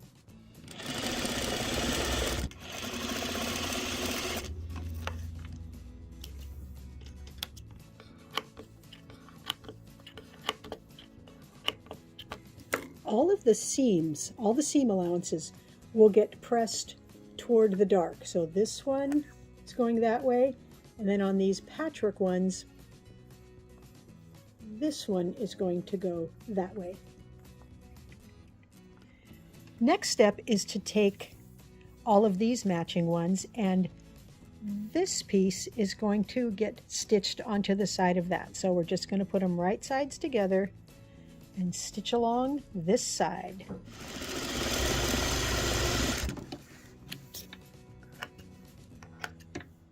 The seam allowance for this, it's going to go towards this big piece here. So I'm just going to finger press all of these. We have all the parts and pieces here to put the block together. These 4 go in the 4 corners. This one goes in the middle, and then we put that contrasting color right up against it like that. So I'm just going to sew 3 rows and sew the rows together.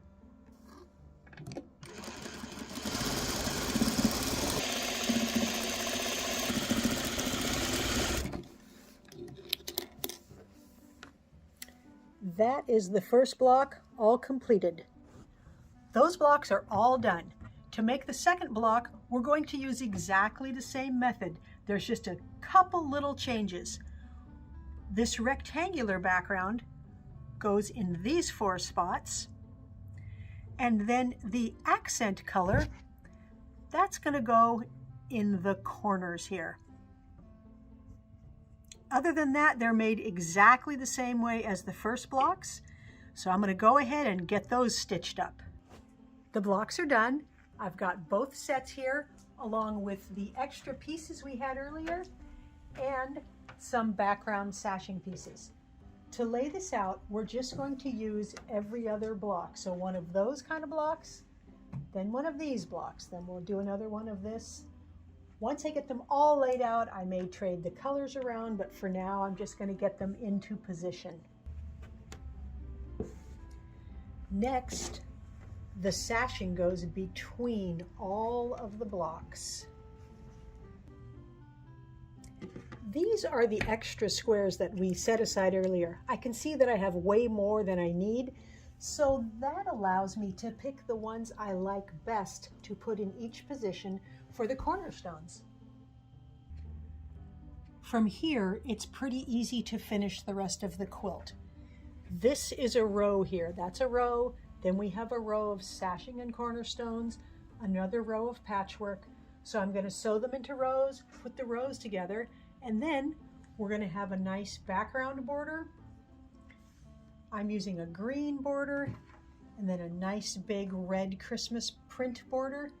Then I'll get it loaded onto the quilting machine. I've got the quilt all loaded up and I need to pick a thread color. Any of these colors would work and look really nice. So I am considering using a contrast, using the red. That's going to show a lot in the light areas. It's not going to show very much on top of the patchwork. This gold, there's gold in all of the prints. So all of these have gold accents.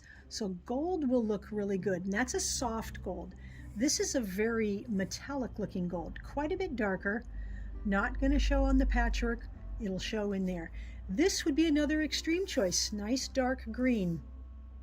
I think it's a little too dark for me. I think that I honestly will like this light gold the best. I think that won't fight with the patchwork, but it will enhance all the metallic gold that's in there. For the quilting pattern, I want something simple. I'm going to use this one called Feathers. There's a lot of quilting. Here, I'll make it bigger so you can see it a little better. But it's a simple pattern. It's very curvy. I think that will look really nice on the patchwork.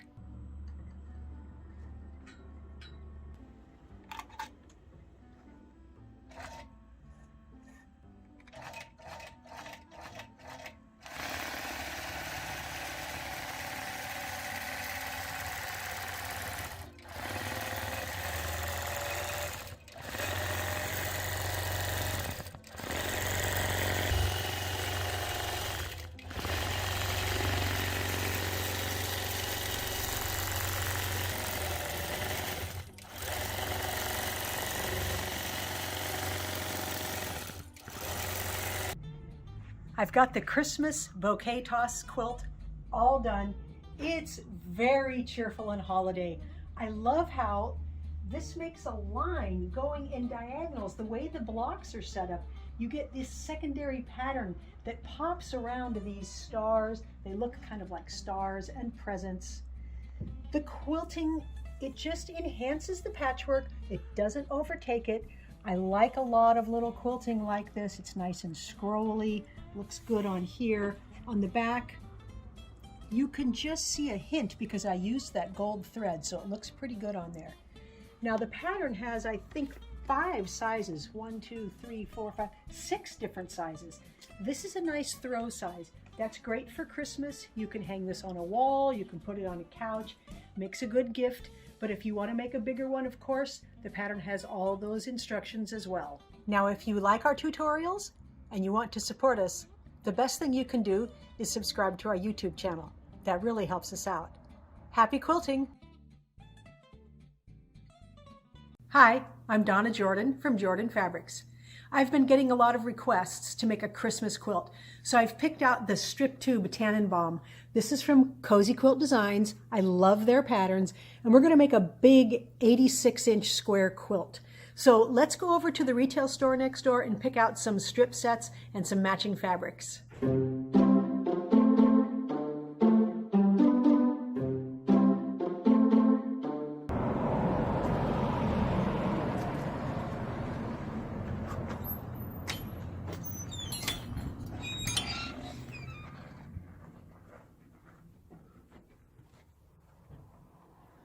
This is the strip set I'm going to use. It's from Moda Fabrics, and it's called Magnolia Metallics. It's all Christmas fabrics, And it's about half light and half dark, which is perfect because that's what we need for the pattern. Now we need to also get some background fabrics. And we need a couple of border fabrics. So I have those on the bolts over here. And I'm going to do 3 borders. That's what we need for the queen size. So we have a really nice selection of these prints here. I'm probably going to want to do a nice red one, and then maybe a multicolored floral. That will be real pretty. And then I usually will use a larger scale on the outer border. That one is just gorgeous. So those will be our border prints, and we're going to just pick out some fairly sedate plain background prints for this portion here. The light strips in the strip set will be used in the corners here. So let's get started cutting. I'm going to need almost 2 entire strip sets or jelly rolls to make this quilt. So we need 36 red and green darker prints for the tree, and we're going to need 26 printed strips for the outside here, and then we're going to cut some squares and 2 different sizes of squares of the background. So the strip set I've picked out here, we've got nice reds and greens here. So you can check your strip set and see if you like all the prints. If something looks too light in the dark area, take it out. We've got a nice variety of prints here for the lights. And then these are going to be the background prints. So they're quite a bit plainer. And then these are the borders that we picked out. Now, I always pick out the borders ahead of time, but then I'm going to make the whole quilt, and I'm going to hold it up against those borders because sometimes I change my mind. Sometimes you need to audition them and make sure those are actually the fabrics you want to use. All I need to cut is the background fabric here. The pattern calls for 2 yards of one fabric to be used in all of these spots. I'm going to use 3 different background fabrics, but they're almost exactly the same color. So that's an option you have, is to use a variety of prints. So I'm going to get these cut up.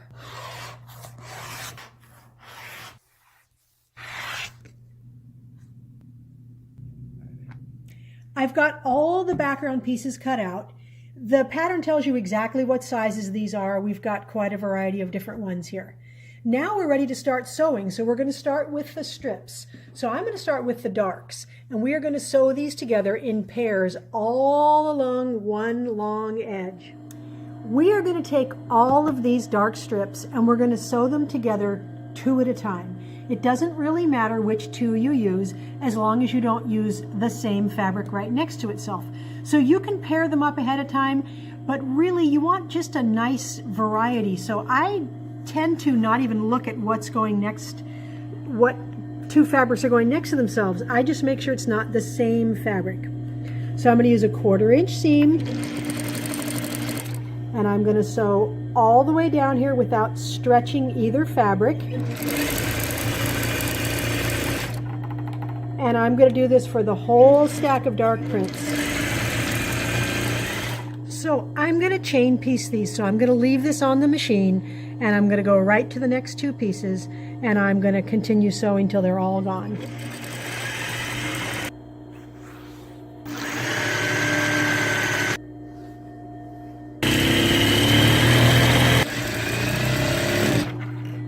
Once you have them all sewn together, just pull them all back, and then we're going to finger press. Now we are going to finger press all these seams to the right. I like to use my fingernail, and I just kind of open it up with my palms and draw my fingernail right along that seam. And it goes really quick. I can go down here really fast. And since the next piece is attached still, it'll bring it right up. Now, not everybody feels comfortable with the fingernail pressing. So there's little tools that you can use. You can use the back of a spoon, or you can use this special presser. It doesn't use heat, it's just a very nice piece of wood here. And if you open it up and press this right along the seam, that works really almost as good as an iron. So you still want to have it open and then just draw this along your seam. We are going to take this to the ironing board when we're done, but this works really, really well. And one of our very special customers had these custom made for us. Her brother makes these and they're really handy. So we're going to do this for all the seams.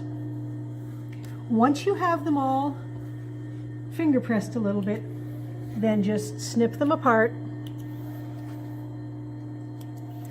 Now that we have all these double strips sewn together, we do want to iron them even though we finger press them.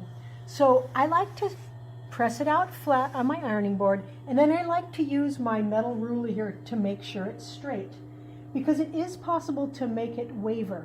So we're going to get it straight and then iron it with no steam and then with some steam. And that makes it come out nice and straight. So let me show you what I'm talking about if you have one that's not straight. So you can put it on your ironing board and it feels like it's flat, but we've got a big bow in it here, and that's just because of the way I was laying it on here. So if you put your yardstick here, you can see that we've got it curved. It's not sewn incorrectly, it's just laid on there curved. So if you put it up against the straight edge, you will know it's straight.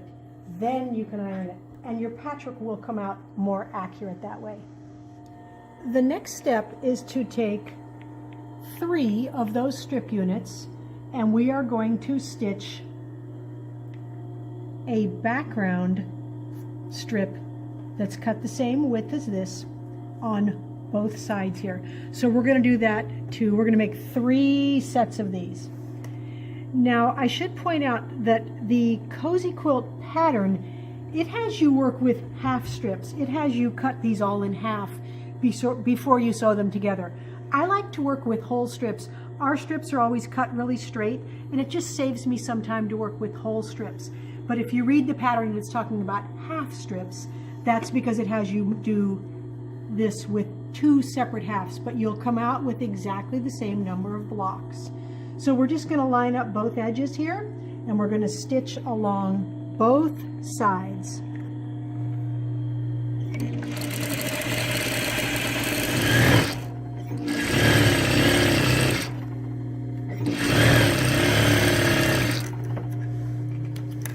So that's all we have to do with that. I am going to take it over to the ironing board and just press over my stitching lines to make sure it's laying really, really flat. And then we are ready to cut this up. The next step is to cut our strip tube, because see, it's a tube of strips, and we're going to cut that into squares. And I'm going to use the strip tube ruler. I really like the strip tube ruler. It's a very handy tool, and I don't buy a lot of different templates, but this one's really good. Now if you don't have this, the pattern does tell you how to complete your cutting without the strip tube ruler. But we're going to use this because it's really fast. So we're going to use the 4.5 inch line here, and we're going to put that line on our stitching line, not on the raw edge, on the stitching line. So the 4.5 is going to go right on the stitching line. And you want to make sure that you're past any selvages you have there, but we don't have a lot extra here, so I'm going to just double check the back. Yeah, we're okay. So I'm going to put this down here, and I'm just going to go ahead and make my first cut. Now I'm going to leave the template there, and I like to get a second straight edge. It doesn't really matter what you have. I'm just going to slide this right up against that template, and then I can continue to cut right-handed here the whole way. So this is the piece we want. It looks like a triangle, but because it was in a tube, we've now got a square we need. Now we're going to move the template up to the top side here. We're going to move it over a little bit. We're going to find our 4.5 inch mark again. And we're going to make 2 more cuts, and we're going to keep moving this up and down all the way along this strip tube.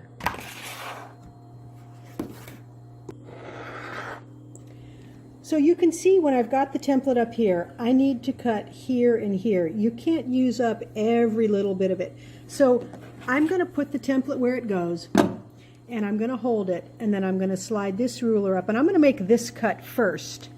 Then I'm going to put the template back on.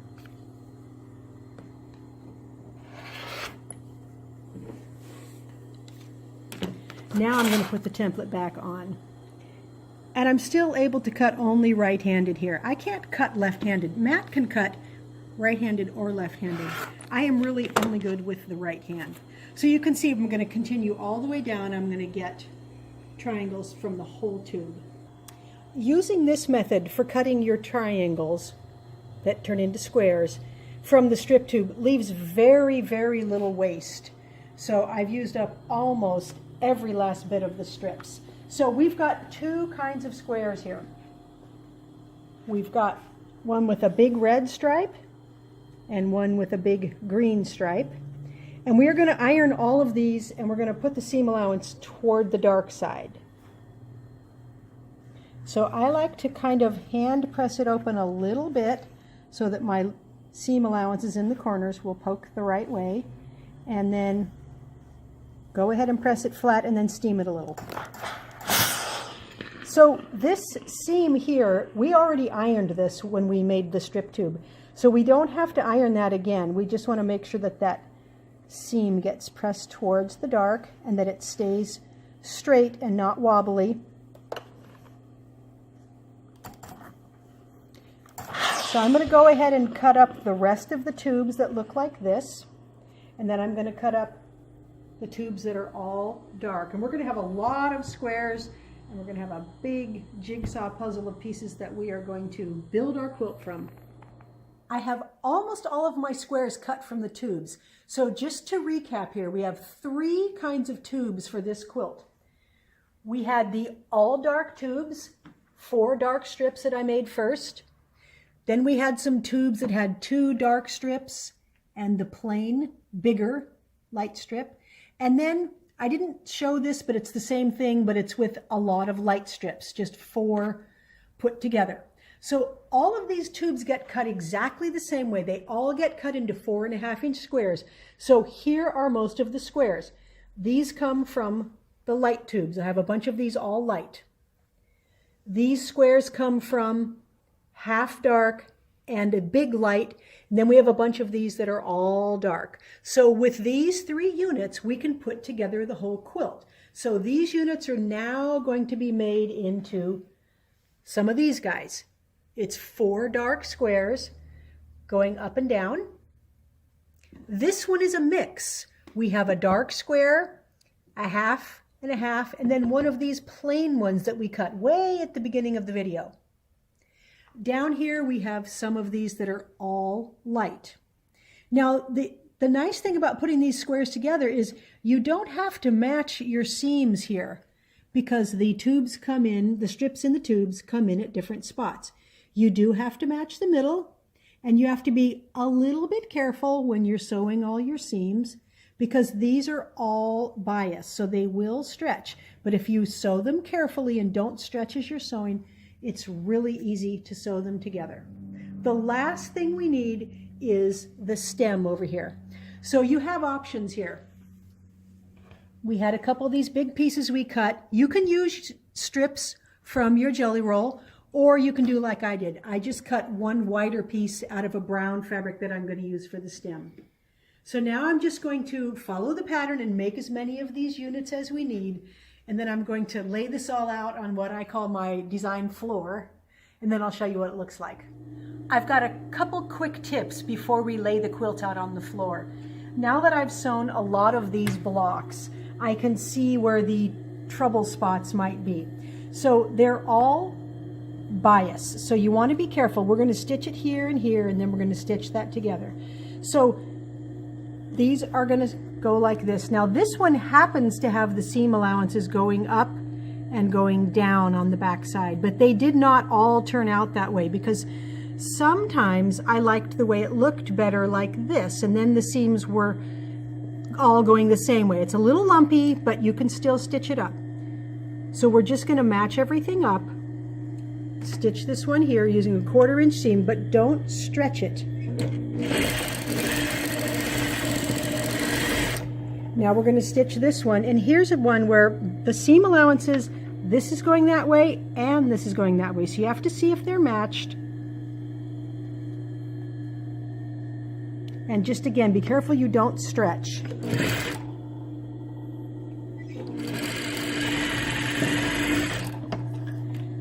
Now I'm going to leave these together, and I'm not going to finger press this hard because it will definitely stretch it. I'm just going to smash it a little bit right here. And then I've got this seam allowance going that way. Now I'm going to put this seam allowance this way, and again, I'm just going to smash it just a little bit. I'm not going to take it over and iron it.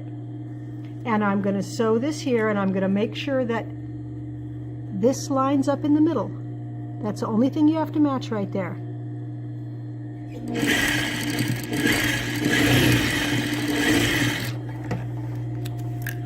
Now you'll notice that I have some dog ears here. You can trim those off if you want your blocks neater looking. I left some of them on and I trimmed some of them off. But let me show you how to iron this. Now here's how I'm going to iron it. I'm going to leave it folded. That back seam allowance is going that way. So I'm going to kind of press it here and pull it this way to make sure that seam allowance lays flat. And I'm going to make sure this stays rectangular and doesn't feel distorted. Then I'm going to iron this seam, and I'm going to steam it. So I want this to still look rectangular and not look distorted. Now I'm going to open it up, but you want to be careful not to pull anything. You can't treat this patchwork like regular patchwork. If I press it like this, it will stretch and it will distort. You can actually stretch it a little bit along its diagonals, and that works a little bit better. So I'm just going to ease it in place with my hands first, and then I'm going to pull it this way a little bit, and then along this diagonal here. That way it'll stay nice and square. If you start doing it this way and this way, it stretches and it gets worse and worse and worse the more you work with it. I've got everything laid out here, and I'm going to start putting it on the floor, my design floor, and I'm just going to follow the pattern here. So I'm going to start off with the tree parts. So I'm just going to take this down here, and I'm going to start at the bottom and work my way up. So every block is facing the same way, and we've got 1, 2, 3, 4, 5 on the bottom. Now, I don't worry about what is next to what right now. I'm just going to put the blocks out. I may trade them later. So we've got 5 blocks here, then we've got 4 blocks in the next row. So this is going to be moved over half a row. You can see how quick this goes once you've got these blocks made. Next row has 3. So again, we're moving in half a row. It doesn't look like a tree yet because we don't have the edges. Now we've got 2. And then we've got 1 way up here. Now we're going to take our blocks that look like this, and we're going to put them on each side. So we've got 1 here and 1 here. Now it's looking a little better. Ooh, this is kind of fun. It's kind of like doing a jigsaw puzzle. I love jigsaw puzzles. I love crossword puzzles. I like Jeopardy. So this is kind of fun for me. Now we're going to fill in with our background pieces. I've got the stem here. That's going to go right in the middle. And then we're going to take these plain pieces, and we're going to put them all along the bottom and then periodically around the top there. Now I have different colors of backgrounds, or not different colors, but they're different prints. So I'm going to alternate them a little bit. You can use all the same print. You don't have to use different colors here. I just thought it made it a little bit more interesting. All we have to do now is these few little half pieces here. And then we've got 2 over here. So it's pretty easy. And I actually don't even think I see anything in the middle that I will switch around. It looks pretty good. But if you see a color, too much of one color in one spot, all you have to do is trade a block. Maybe we want more of this one here. Just trade a block. Won't hurt anything. But the colors blend really, really well. So now all we have to do is sew everything into rows, and then sew all those rows together, put a little border on, and we'll be done. Here's the finished strip tube Tannenbaum quilt. It's a nice, big, bold tree, which I really like for a Christmas quilt. You could hang this up if you have a large wall area. You could put it on the back of your couch. It turned out 72 by 72 inches, which is a nice throw size. I quilted it in a swirling holly leaf pattern. So if you look closely, you can see the holly leaves and you can see some little berries. And I used a gold thread. I usually like to match the color of the light background because it doesn't take away from the pattern, and the gold accents these prints really well. The green and the red have a lot of gold in them, so the thread looks really good there.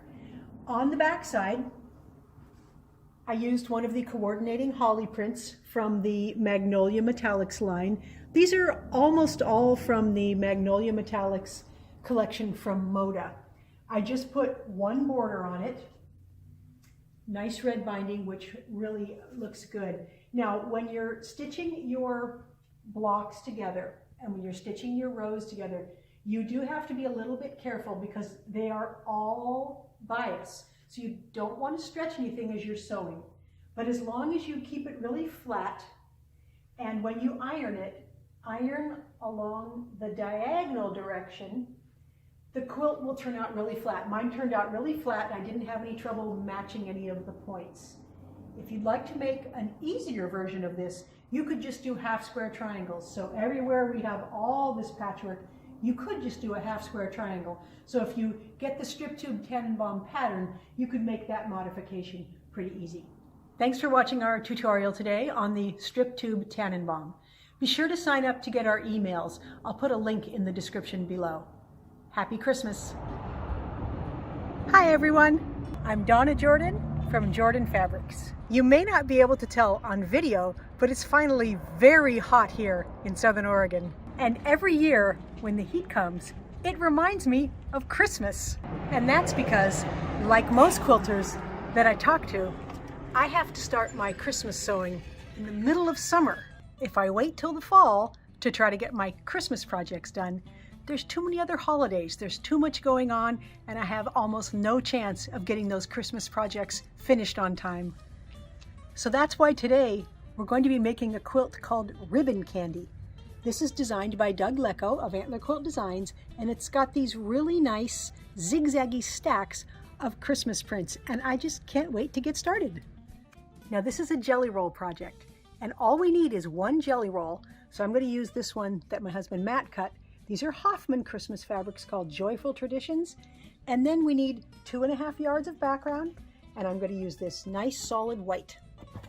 The first step is to open this up and pick out the strips we're going to use.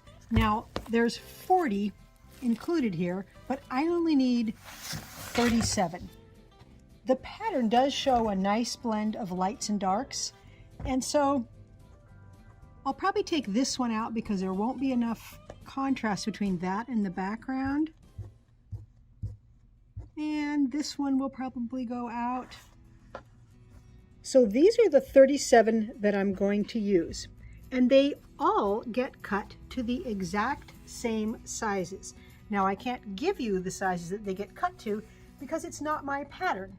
But I've made a lot of Doug Lecco's patterns before, and they're very easy to follow.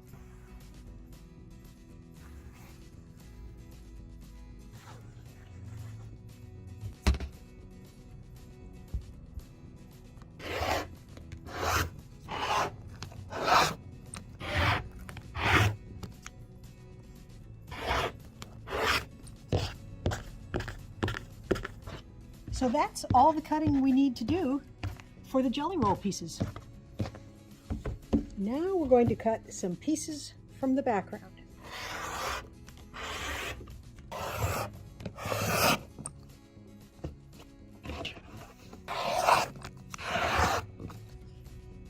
this is all the pieces we need for the whole quilt, and now we're ready to start sewing. Now the quilt is just made in rows, but the way we're going to get that zigzag effect is by adding different sized background pieces to our jelly roll pieces. Now, no matter which row it is in the quilt, they all are going to have 3 of these jelly roll pieces and 2 of these background pieces. So I'm actually going to take these over to the machine and sew up all of those units first. Start with one of the jelly roll pieces, then add one of the backgrounds, and all we're doing is using a careful 1/4 inch seam here. And then we're going to finger press all seams towards the jelly roll pieces, which is the darker color. Now add another jelly roll piece, and I'm not even going to look and see what color goes where. I'm just going to pick 3 different colors, and I know when I come to put the rows together, there's going to be a nice variety of colors. Now another background piece.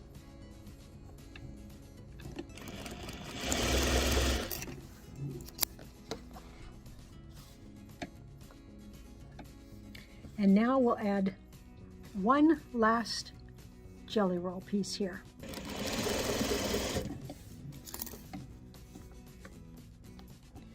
So what we've got is 3 jelly roll strips, 2 backgrounds. And I'm going to go ahead and do that with all of my pieces here. Even though we finger press them, I'm still going to want to iron those seams. So I'm going to flip it upside down, and I'm just going to briefly give a little steam to each seam. All we have to do now is add some different size pieces of backgrounds to the ends of these units, and that will give us our stair-step effect that we have in the pattern. So there's actually only going to be 4 different kind of rows, and most of them have a piece on each end. This first row only has a piece on one end, but once we sew these background pieces to this strip unit, they're all going to be exactly the same length. So I'm just taking this first row along with its background pieces over to the machine, and I'm going to set this row on my lap because they're too long to stay up there on the machine. So here's the first one. We'll take one of these,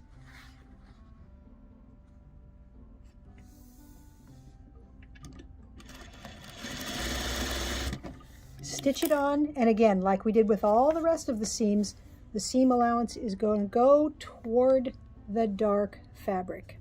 And it's just the same procedure with all of these first rows here.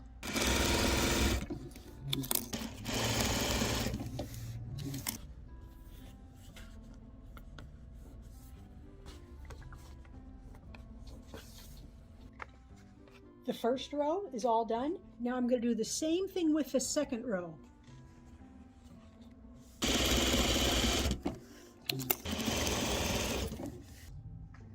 Second row is all done. I'm just going to use the same procedure for row 3 and row 4. I've got all the rows made, and we're ready to lay out the quilt now. So let me spread these out real quick here. All right, I'm going to start all the way down at the bottom because this is a nice big quilt.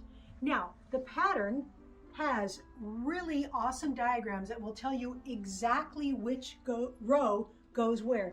But basically, we're going to get a nice stair-step effect as we lay these rows out. And the way that happens is by these background pieces getting bigger and bigger as we go. Now you can see that we've reached the end of this stair step because the jelly roll print is on the outer edge of the quilt. And now the steps start going back in the other direction. Very fun, very cool.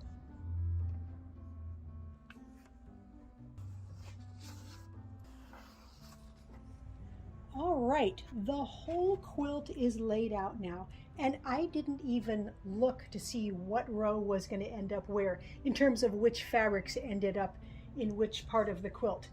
And you can trade around if you want. You can take 2 rows that are exactly the same and trade them if you aren't happy with the balance of colors, but I wouldn't worry about it too much. It's meant to be scrappy looking, and I'm very happy with how it looks. Now, to stitch our rows together, it's important to pin them together first because they are exactly the same length and we don't want to stretch anything. So I'm going to put them right sides together. I'm going to put a pin at the beginning, then I'm going to go all the way to the far end. I'm going to put a pin here, smooth everything out, and I'm going to put 2 more pins in. So I'm going to put one here. Now you'll notice there's no matching of seams at all. All we have to do is stitch this one long seam, but because machines can make them stretch as you're sewing, it's important to put those pins in.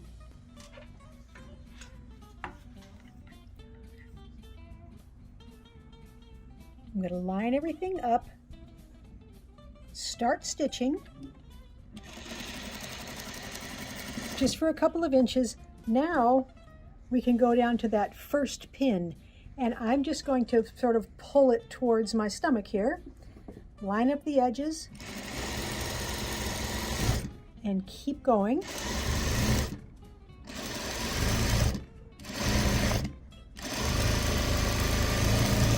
Now we'll take that pin out, we'll feed this down here to the next pin, and just keep stitching. And this way, because we've got them pinned, we won't have either the top or the bottom feed in faster. We can control it. Now you may want to put more pins in. It's kind of a matter of preference.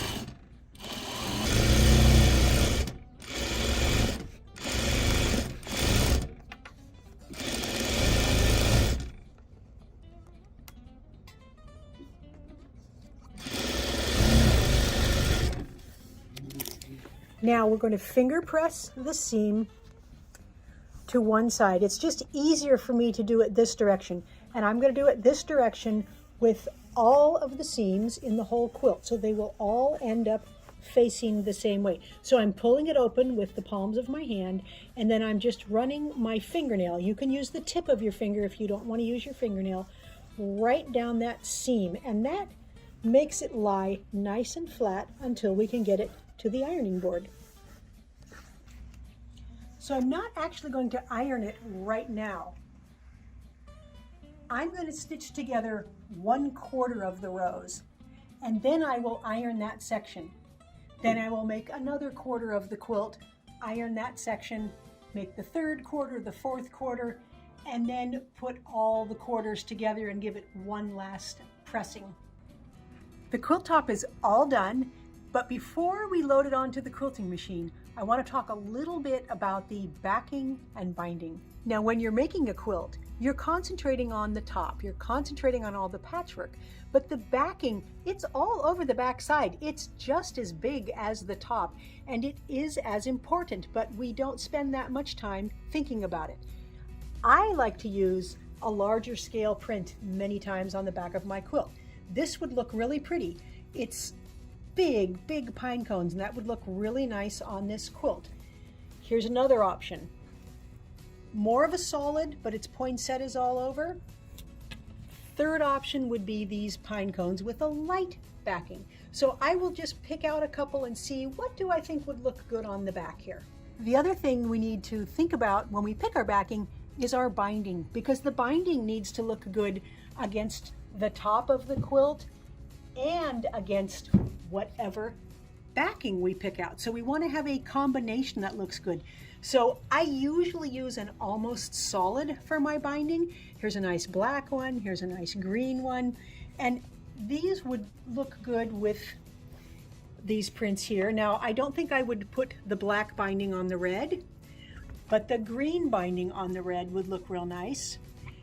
The green would look good with that one. I really like that combination because there's more contrast here between this and the quilt and this in the back than there would be with that black one. So I think these are what I'm going to go with for this quilt. I've got the quilt loaded up on the machine, and it's time to pick some thread. There's so many options here, and we have that large white expanse, so we could do a darker color if we like. So let's just look at the options here. This dark green one here, it's going to show up quite nicely in the light, won't show in the dark. I like this dark gold because it's going to show in the light. It's going to blend in there. This one won't show as much. It's just a lighter gold. It's going to be more subtle. There's a couple different red colors that would look good.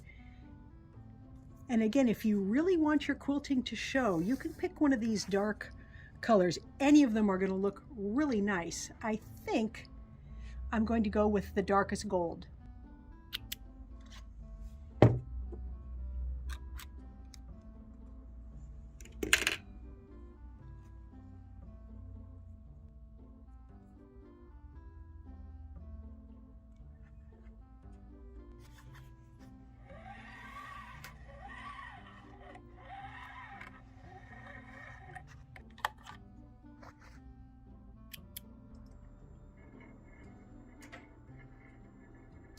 For the quilting pattern, I'm using one called Holly Berries. It's nice and Christmassy, and it's got these swirls and little berries, and that matches very nicely with the theme of the prints we're using in the quilt.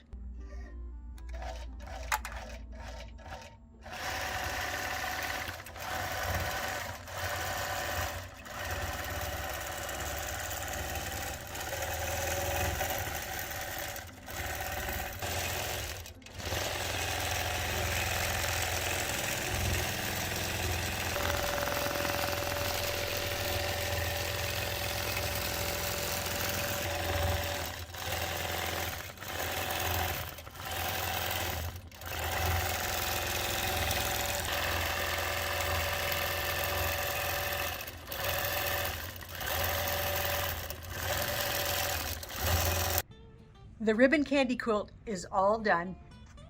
It will make a very nice Christmas blanket.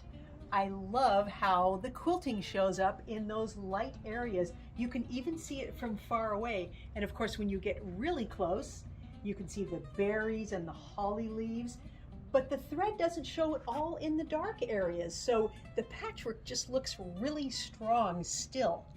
Now on the back side, we've got that nice pine cone print. Quilting just blends right in, looks really nice. Finished size, it's about 68 by 74, so that's a nice throw size, a nice size to put on the back of your couch or to put on your bed. Now, if you like our videos and you want to support us, the best thing you can do is subscribe to our YouTube channel. That really helps us out. Happy quilting!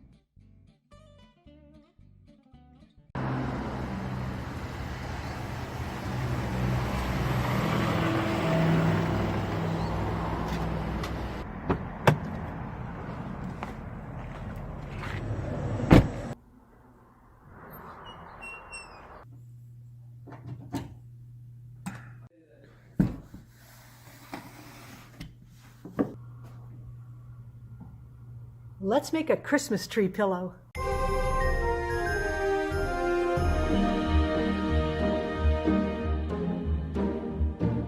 Hi, I'm Donna Jordan from Jordan Fabrics. You may have seen our videos on how to make ruffled throw pillows. They're really fun to make. These are just plain pillows. They've got a single ruffle on them. So today we're going to do something a little fancier. We're going to make a pillow with a pieced ruffle. So this is actually made from a strip set. These are made from jelly roll pieces, the 2.5-inch strips. So I'm going to show you how to make this really fun ruffle. And I'm also going to put an applique on here. I'm going to put a tree applique. I think I've got it all figured out here. So these are my sketches on what we're going to cut. So let's go over to the workroom and we'll get started cutting, and we'll make a really nice pillow.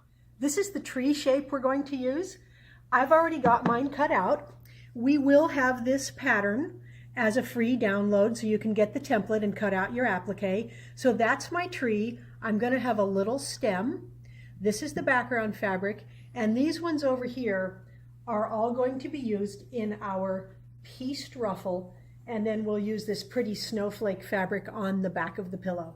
So I'm going to go ahead and iron up some fabrics and get all of the pieces cut. The first piece we need is the background. This is a 12.5-inch square. Here's the tree on the background. I'm going to put it pretty near the top, and I'm going to cut a little stem down here, and the stem is going to go all the way off the bottom of the pillow there.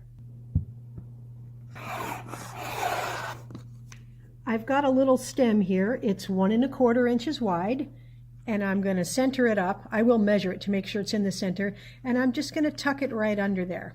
I'm going to use basting glue to get my tree and the trunk onto the background. So this is a water-soluble product, and I'm just going to flip this up a little, and I'm just going to put little dots all around the edge here. And I'm going to put it really close to the edge, so that will hold it down while we applique, and after we're done gluing it, we are going to iron it to make sure that the glue is really, really dry. So all you want to do is go around your pieces a little bit at a time and put this glue on it. If you prefer to do needle turn applique, that's a good method to use. You can also print the template off and put it onto fusible, and you can then put that fusible onto your tree fabric before you cut it, and then you can fuse the tree onto the background. So there's a lot of methods for getting your tree attached to your background. Once you have the tree all the way glued down, you want to use a dry iron, and this will make sure that that glue is really, really dry before you start sewing with it. Now, the glue basting that we're using, it won't gum up your machine. It's machine washable. It's water soluble. So we only put it right near the very edge. So we're going to use a zigzag stitch. I'm probably not even going to be going through the glue, but it's nice to know that this will not gum up your machine. I have the tree all ready to applique here, and I've made some practice stitching on my little home machine. I have a little Singer Patchwork machine. It's a very basic machine, but it will do a nice zigzag that my big commercial machine will not do. So I always mess around with the stitching to see how wide I want it and how close I want the stitching. And I'm going to do this one right here because it's a nice even satin stitch. So the idea when you applique is to make your stitching hit right outside your patchwork piece or your applique piece, and then cover up quite a bit of it. So we want most of the stitching on top of the tree. So I've got the machine all ready to go, and I'm going to use a black thread. And no matter how you have put your applique on here, whether you've used glue basting or whether you have ironed it on fusible, you need to put some sort of stabilizer beneath it. I just use a sheet of newsprint.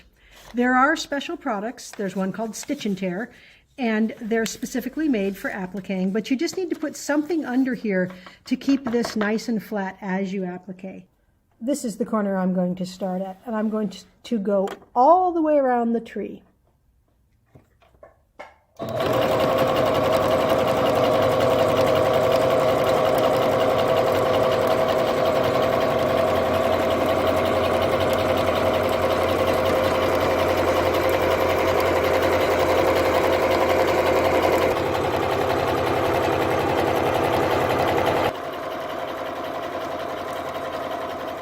The satin stitch really frames your applique very nicely. It makes a nice solid line all the way around.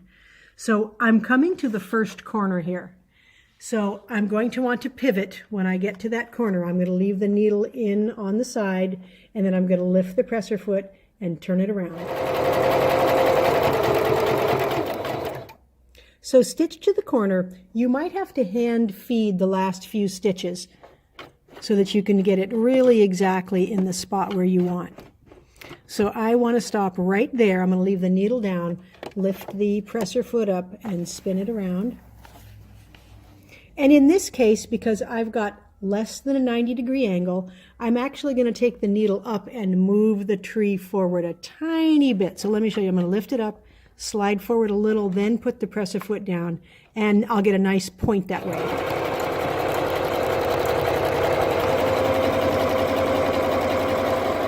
Now we're coming to one of the inside corners. You need to go a little bit farther here.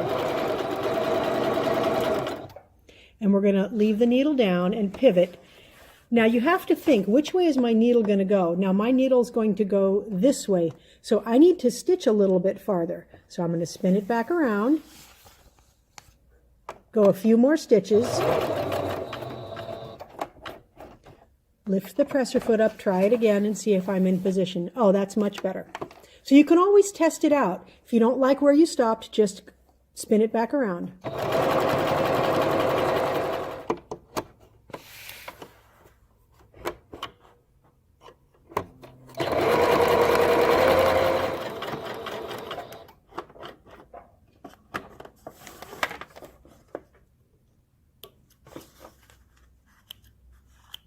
Now we just have to do the stem.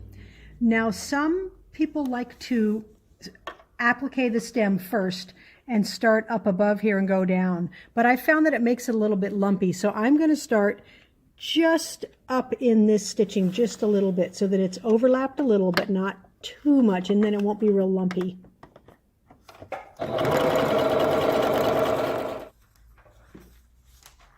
Now we need to remove the stabilizer from the back.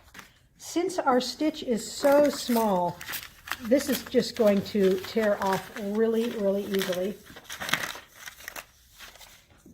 And even though it was really flat to begin with, I do like to iron it before we move on. So now all that paper is gone. Looks really, really nice. You can see it's not completely flat, so we're going to go iron it up again.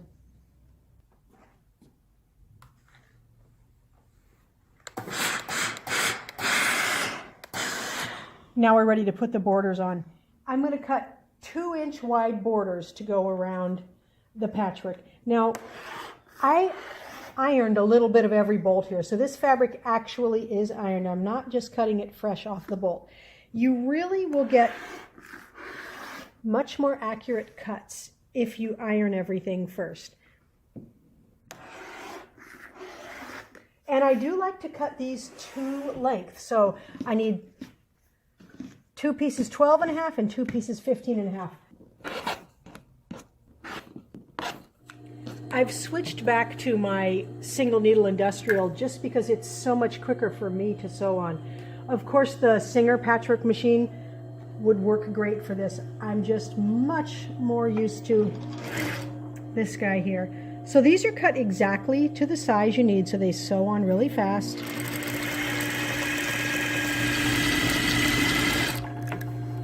And I'm going to be pressing all seam allowances away from the center.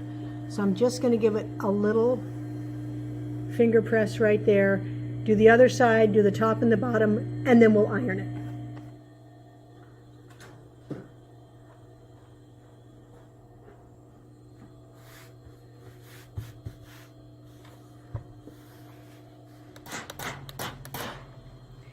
Now that the pillow top is all done, I'm going to put it onto a piece of batting so that the top of the pillow will have just a little body. And then you could quilt it a little if you like, or you can just use the batting as a lining, which is what I'm going to do. So I've found that if I don't use something behind the pillow top, even though I've got a pillow inside it, it looks kind of baggy. So I always put a piece of batting. Sometimes I use a piece of batting and another fabric, especially if I'm going to quilt it, to give it just a little more body, and it really looks a lot better when you stuff your pillow. So I'm just going to stitch right around the edge here, and this will hold everything in place. Our pillow top is all done, and we could just put a nice printed ruffle on it like this. That would look beautiful, but I want to do something fancier. So this ruffle here, it's patchwork. So we're going to take 4 different Christmas prints. We're going to take these 4 here, and we're going to make a patchwork ruffle. Thanks for watching the video on this beautiful Christmas pillow. You can check back later for part 2 if you want to see how Donna puts the ruffling on. And we'll see you next time.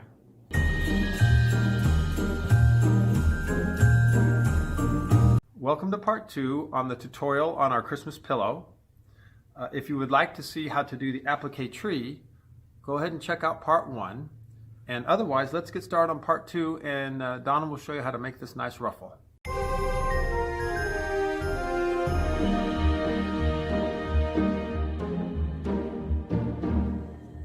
The patchwork ruffle is just made with strips. It's made with 2.5-inch strips. So if you have a couple of extra strips, I'm going to use 4 left over from some other project, that's what you can use to make this ruffle. So I'm going to cut these off the bolt because I want these particular prints and I don't have any extra ones. And I'm going to stack them up, and I'm going to cut all 8 layers all at once. If you're not comfortable cutting 8 layers, then you can cut 2 or 4. I'm going to use my weight to hold this down, and I'm just going to make a first cut, and then I only need 1 strip of each fabric. So I'm just going to move it over 2.5 inches and cut 1 strip. Then we're going to take all 4 strips and we're going to sew them side by side along their long edges. What we're doing is making a strip unit here. We're going to sew all 4, and then we're going to cut them, and then we're going to sew them back together. So 1/4 inch seam, don't stretch either piece. You want to use a pretty small stitch length because we're going to be cutting this and we don't want the seams to come apart. So I use a pretty small stitch length there.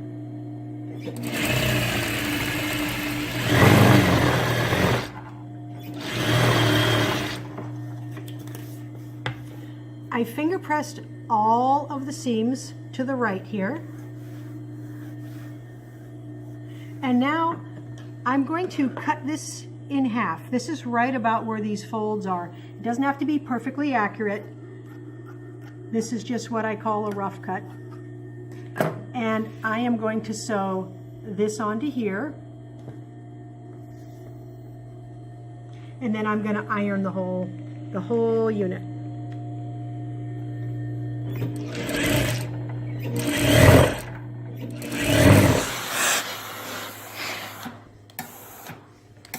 Because we did the finger pressing earlier, it irons up really flat.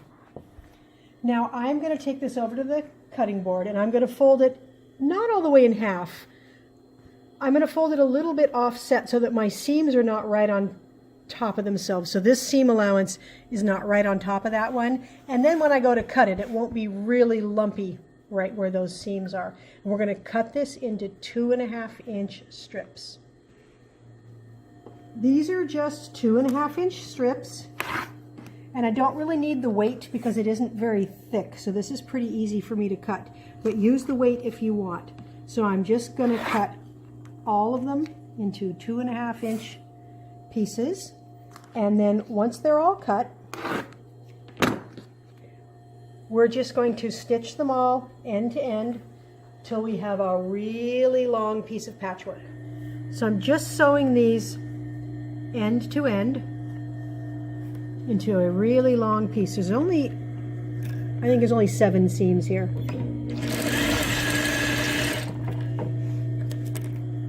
It's starting to look really fun. So each one here, I'm just finger pressing that small seam flat. Look at how fun that is. And it went together so fast. So I'm just going to give it a quick press. And this will make it lie really flat, and then we're going to get the other parts of the ruffle that go on this. The last part of the ruffle that we need is this little bit here that goes up against the pillow, and this part here that's at the tip of the ruffle, and it's folded over to the back. So this is kind of the sandwich part of the ruffle. So we're going to sandwich this pieced ruffle on here. So I just need to cut some 4 3/4 and some 1 3/4 out of this guy. So I'm going to take these 3 wider ruffle pieces and I'm going to sew them into one long piece. And I'll do the same thing with the skinny ruffle parts. So I always stitch inside the selvage here. You can cut that off ahead of time if you like. I tend to stitch right here and then trim it down to 1/4 inch. Then I know I don't have any of that icky dotted part there showing. Now we're just going to sandwich this one between these two guys. I've already got this ironed nice and flat, so we're just going to stitch this on here, and I'm gonna move this up a little bit again so that that selvage is going to get cut off, and I'm going to leave this pieced part on the bottom. The seams are all facing down, so it's going to stitch up really fast like that. This is stitched all the way along there. Now we just need to stitch this one on, and I'm just going to move this one down just a little bit so that this is not even with that, so that when we come farther down the way, the seams won't all line up, and that'll make less bulk. So we're just going to move it down about 1/2 inch.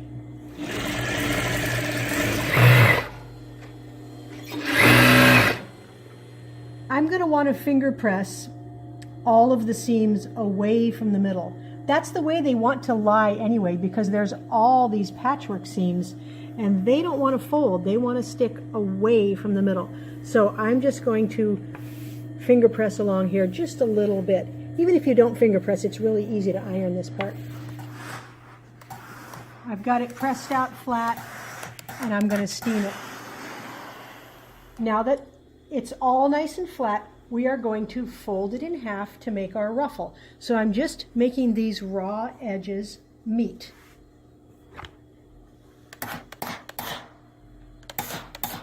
And even though it looks like this is a lot bigger than this one here, by the time we stitch this up, it's going to get a lot smaller. So this is the whole ruffle that's going to go all the way around the pillow. But before we gather this up, we want to make it into one big tube. So we need to neaten off these ends so that we can stitch them together.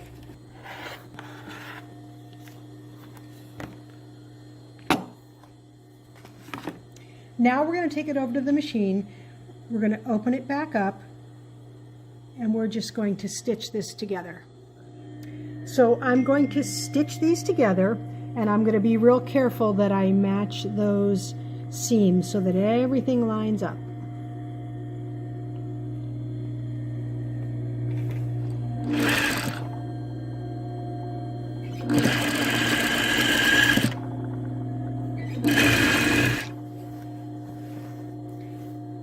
I'm just going to finger press this seam a little bit, and then we will refold it. So we'll refold this. And now what we've got is a great big tube of a ruffle. And I'm going to machine baste it right along here so that these raw edges stay together. Now we're ready to take this ruffle and make it gathered. I like to use what's called a shearing foot. So this is a funny looking foot, and they will look different depending on your machine model, but this will make the ruffle really, really fast. So you might have to ask your machine dealer for what kind of foot you can get to make the ruffle on your particular machine. It's sometimes called a gathering foot, a ruffling foot. So I'm going to use a long stitch length, and I'm going to tighten my tension up pretty darn tight here. So I'm going to use about a 1/4 inch distance from the raw edge. I'm just going to line up the foot with the edge, and I'm going to prevent the fabric from coming out from behind here with my hand. I'm going to hold this.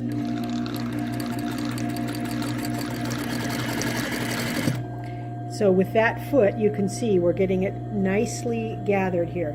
So I'm going to keep holding this because that makes it go a little bit tighter.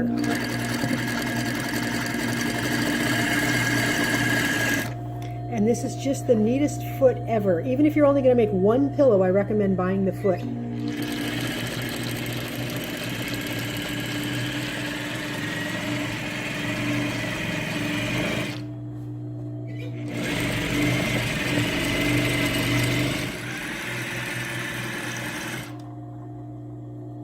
Now when you come to the end, just stitch over your previous stitching a little bit. And don't cut your threads off short. You want to leave a long tail of thread here. If you cut it real short, the gathers could pull out. So that's all we need for the whole pillow. And you want it to measure about 56 inches, which is about what we've got here. And we can stretch a little or ease a little in if it's not exactly the same dimension as the pillow. Now we're going to stitch this onto the pillow top. I've switched the machine back, so I have normal tension, the straight sewing foot, and a normal stitch length. And now I'm going to stitch the ruffle onto the edge of the pillow top. So I'm just going to line my edges up here. You can pin all the way around if you like, but I'm just going to line up the edges and stitch around because I know my ruffle is about the right length.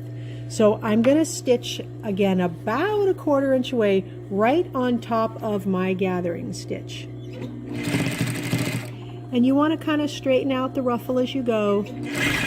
You don't want to have the ruffle sticking like this. You want to have it laying flat so the edges are even. We're going to go all the way around and we're just going to pivot at the corners.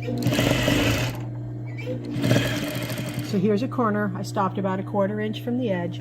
I'm just going to turn everything and then turn your ruffle and keep sewing. So you can see here I'm lining the edge of the ruffle up with the edge of that pillow top. So here's the last little bit and we're just going to stitch right over where we started. So now the ruffle is all the way around the pillow. So this is what it's going to look like. But we're going to put the back on first. So we are going to leave all this ruffle facing in like this. And I like to pin the corners first. So I don't want this ruffle coming over where I'm going to stitch. So what I do is straighten out this corner here, and I'm just holding this with this hand here, and I'm twisting and pulling away the ruffle here, and then I'm just going to put a pin right here, and that's going to keep all of this part exactly where we want it. So here, let me show you the method again. You hold this part flat and pull the ruffle away from that seam, and as you come towards the corner, you just kind of twist it. What we want is we want to be able to have this stitching here nice and straight with no ruffle parts going over the edge. So I'm not even pinning through all the layers. I'm just making that stay in the way. If you want, you can put a pin in here and here, but this ruffle tends to stay in place. It's just in the corners that we have trouble.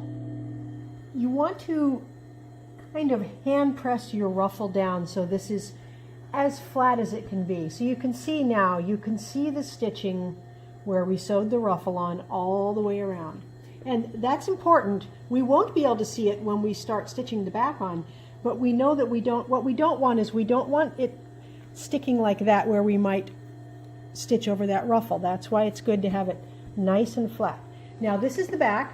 It's about an 18-inch piece of fabric and I've just split it along the fold. So I'm going to take 1/2 here. And I'm just going to eye this up. I'm turning back about 4 inches, 3-4 inches there.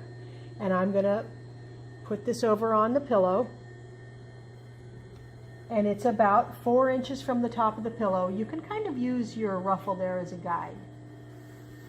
Now I'm going to take the other half, where the selvage is here, And I'm going to overlap this, and I'm going to move it down about 3 inches.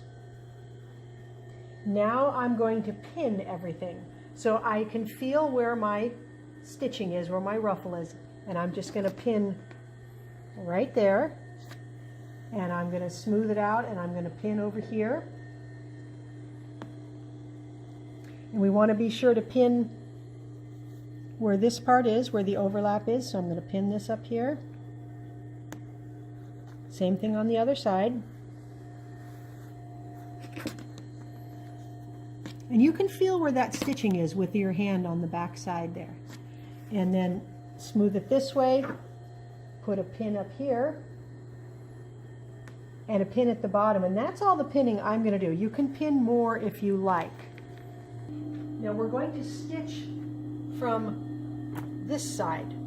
So we have a guide. We can tell where to stitch, but we just want everything pinned nice and flat.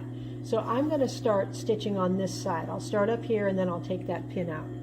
Now just stitch right on top of your other stitching or a little bit to the inside of it.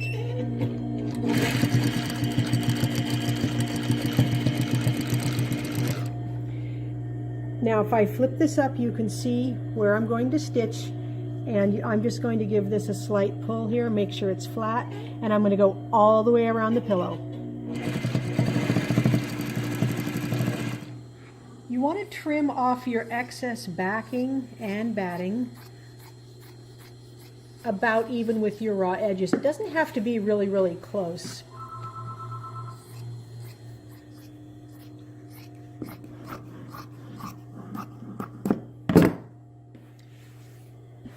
Now we are going to start to flip it. We do have pins in the corners, so we want to pull out any of those pins. Then reach in the other side.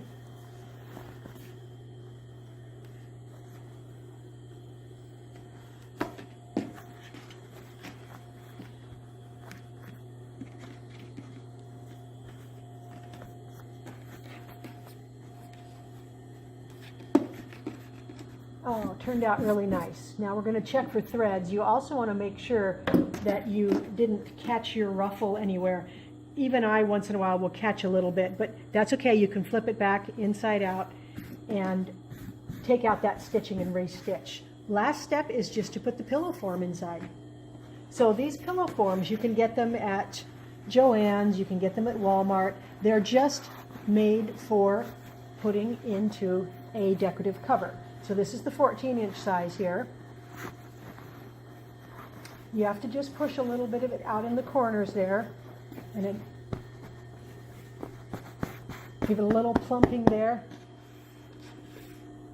All done. I'm really happy with how the pillow came out. I love the patchwork ruffle there. You get so much color in. Great way to use up your scrap strips. Now if you have other Christmas colors you like to work with, we use a lot of traditional colors. We've also got some really nice silver, red, black down here. That would be beautiful. The blue Christmas, I love the silver accents on the blue. If you're making Christmas quilts, this is just a great accent to put on there. Nice to put on your couch. Really, really dress your house up for Christmas. Thanks for watching our tutorial today on the Christmas tree pillow. Remember, this is a free download and you can get the pattern on our website. If you'd like to get notifications on the latest items that we're working on, the best way is to sign up for our email list, and I'll put a link in the description down below. Happy quilting!